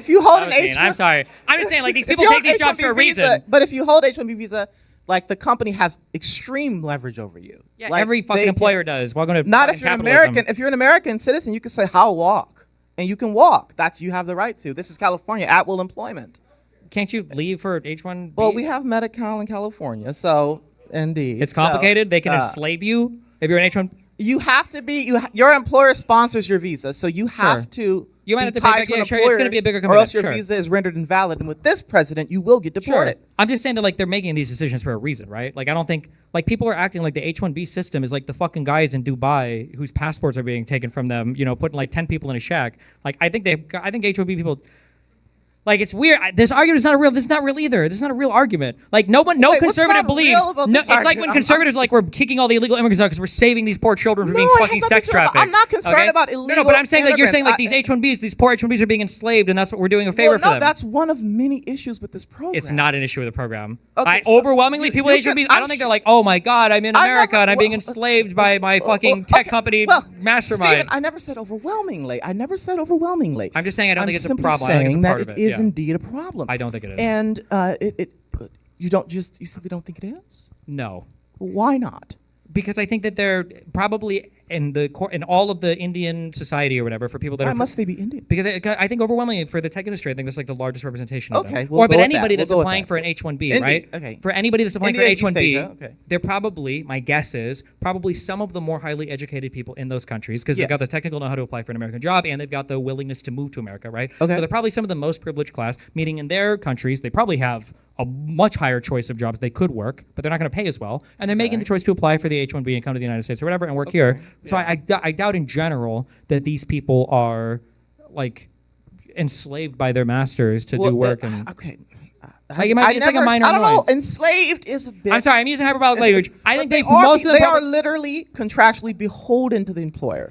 Yeah, Right? but like I understand. If the but like, employers just started doing them wrong in some kind of way, there are any sort of, we know that these companies are not altruistic, right? They're going to do I their understand. It's just like a con for a benefit, right? But it's like a very minor con, and people choose the benefit. Are you familiar with like the concept of tuition reimbursement? no.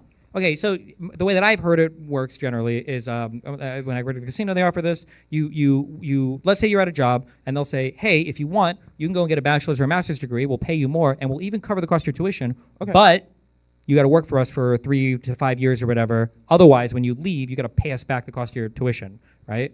I mean, so like on the way, you're kind of like that. on the hook, but it's like a huge benefit. A lot of people like accept that and pursue that, and they are okay with that. And I guess theoretically, your boss could treat you like shit, but nobody would ever say like, well, if we got rid of tuition reimbursement, at least we wouldn't be beholden to our masters because we are, on the hook for this tuition. They'd say like, well, that was a big benefit, and there is a con. All right, you get the final Wait, word, well, here, my let him. friend. Well, yeah. Okay, yeah, sorry, yeah. Finish your train of thought, Gary. Yeah. I mean, I mean, here, how about this? The vast majority of H-1B holders are happy to have H-1Bs, right? maybe. We don't know. Okay. Yeah, sure. Okay.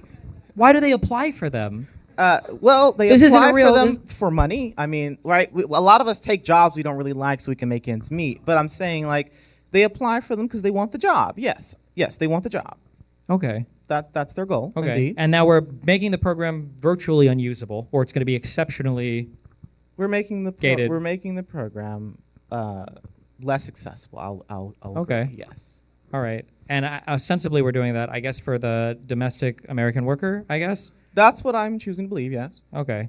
I mean, I can't read Trump's Well, mind. no, I will and say, I don't like no, the guy, I mean, but that's a stated reason. I like the policy. That's a stated Right. reason, and I agree. That's why, right? It's a protectionist immigration Yes, policy to- to protect your domestic labor, and Indeed. maybe in certain times, I guess this is all I'll say. Okay, if you were concerned about the H-1B program, then I feel like you would look at I feel like I've only done this one time, and so many claims about this are so overblown in terms of like how many people are participating and what companies have Yeah, to I do mean, to, like, that- hire that's people. 75% But what I'm saying is figure like was what you would pretty say is like, bad. okay, well, if there is I think that H-1B program is being abused too much by corporations, so I'm going to put like these new guidelines in so that it's not being abused as much, right? If the graduation rate of some sector is too low, or if I don't think you've done a good faith showing and trying to hire people, or we're going to even make like a public portal for people that are applying for H-1B jobs to have American jobs or whatever, or American employees looked at first. Like, this is a person who sounds like, oh, okay, well, this guy probably wants to, modify the H-1B system. Yes. When I see Trump come in and do this wacky and wild $100,000 limit where fucking people didn't even know the implementation, you had people trying to grab plane tickets, come back, nobody even knew what the fuck this looked like because you've got this senile fucking moron on stage, signing an EO, he doesn't know what it does, and no one even has any guidance on it. This is like a deeply unserious approach to this problem, and I'm not going to give him good credit for approaching it just because it's a problem nobody else was acknowledging. And I feel like that train of thought would carry over to every single other problem in your life. You would never accept somebody approaching a problem you have in a horrible way just because at least they're saying something about it. Okay. I could. All right. Put your hands together for our friend here. It was a great run. Thank you. And how about everyone's hero of the night, Stephen Bonnell Desi, Donald Trump's worst nightmare. Oh, yeah. All right. We're going to transition to the post show, poster signing. The lineup is going to start right off the edge of the stage right here, and it's going to go all the way around. Security will help you in where the lineup needs to go, so listen to security. As you go by the bar, grab yourself a drink. It's going to take a little while to get through everybody, but we're going to do our best to keep things going. Craig, up in the booth, if you could hit us with some funk music, that would be fantastic. Crank it. Yeah, what's that? Sorry. Yeah. There will be pictures available. Yeah, we'll let you know when we're ready. And make sure you guys push right up against the wall so that everyone can get by.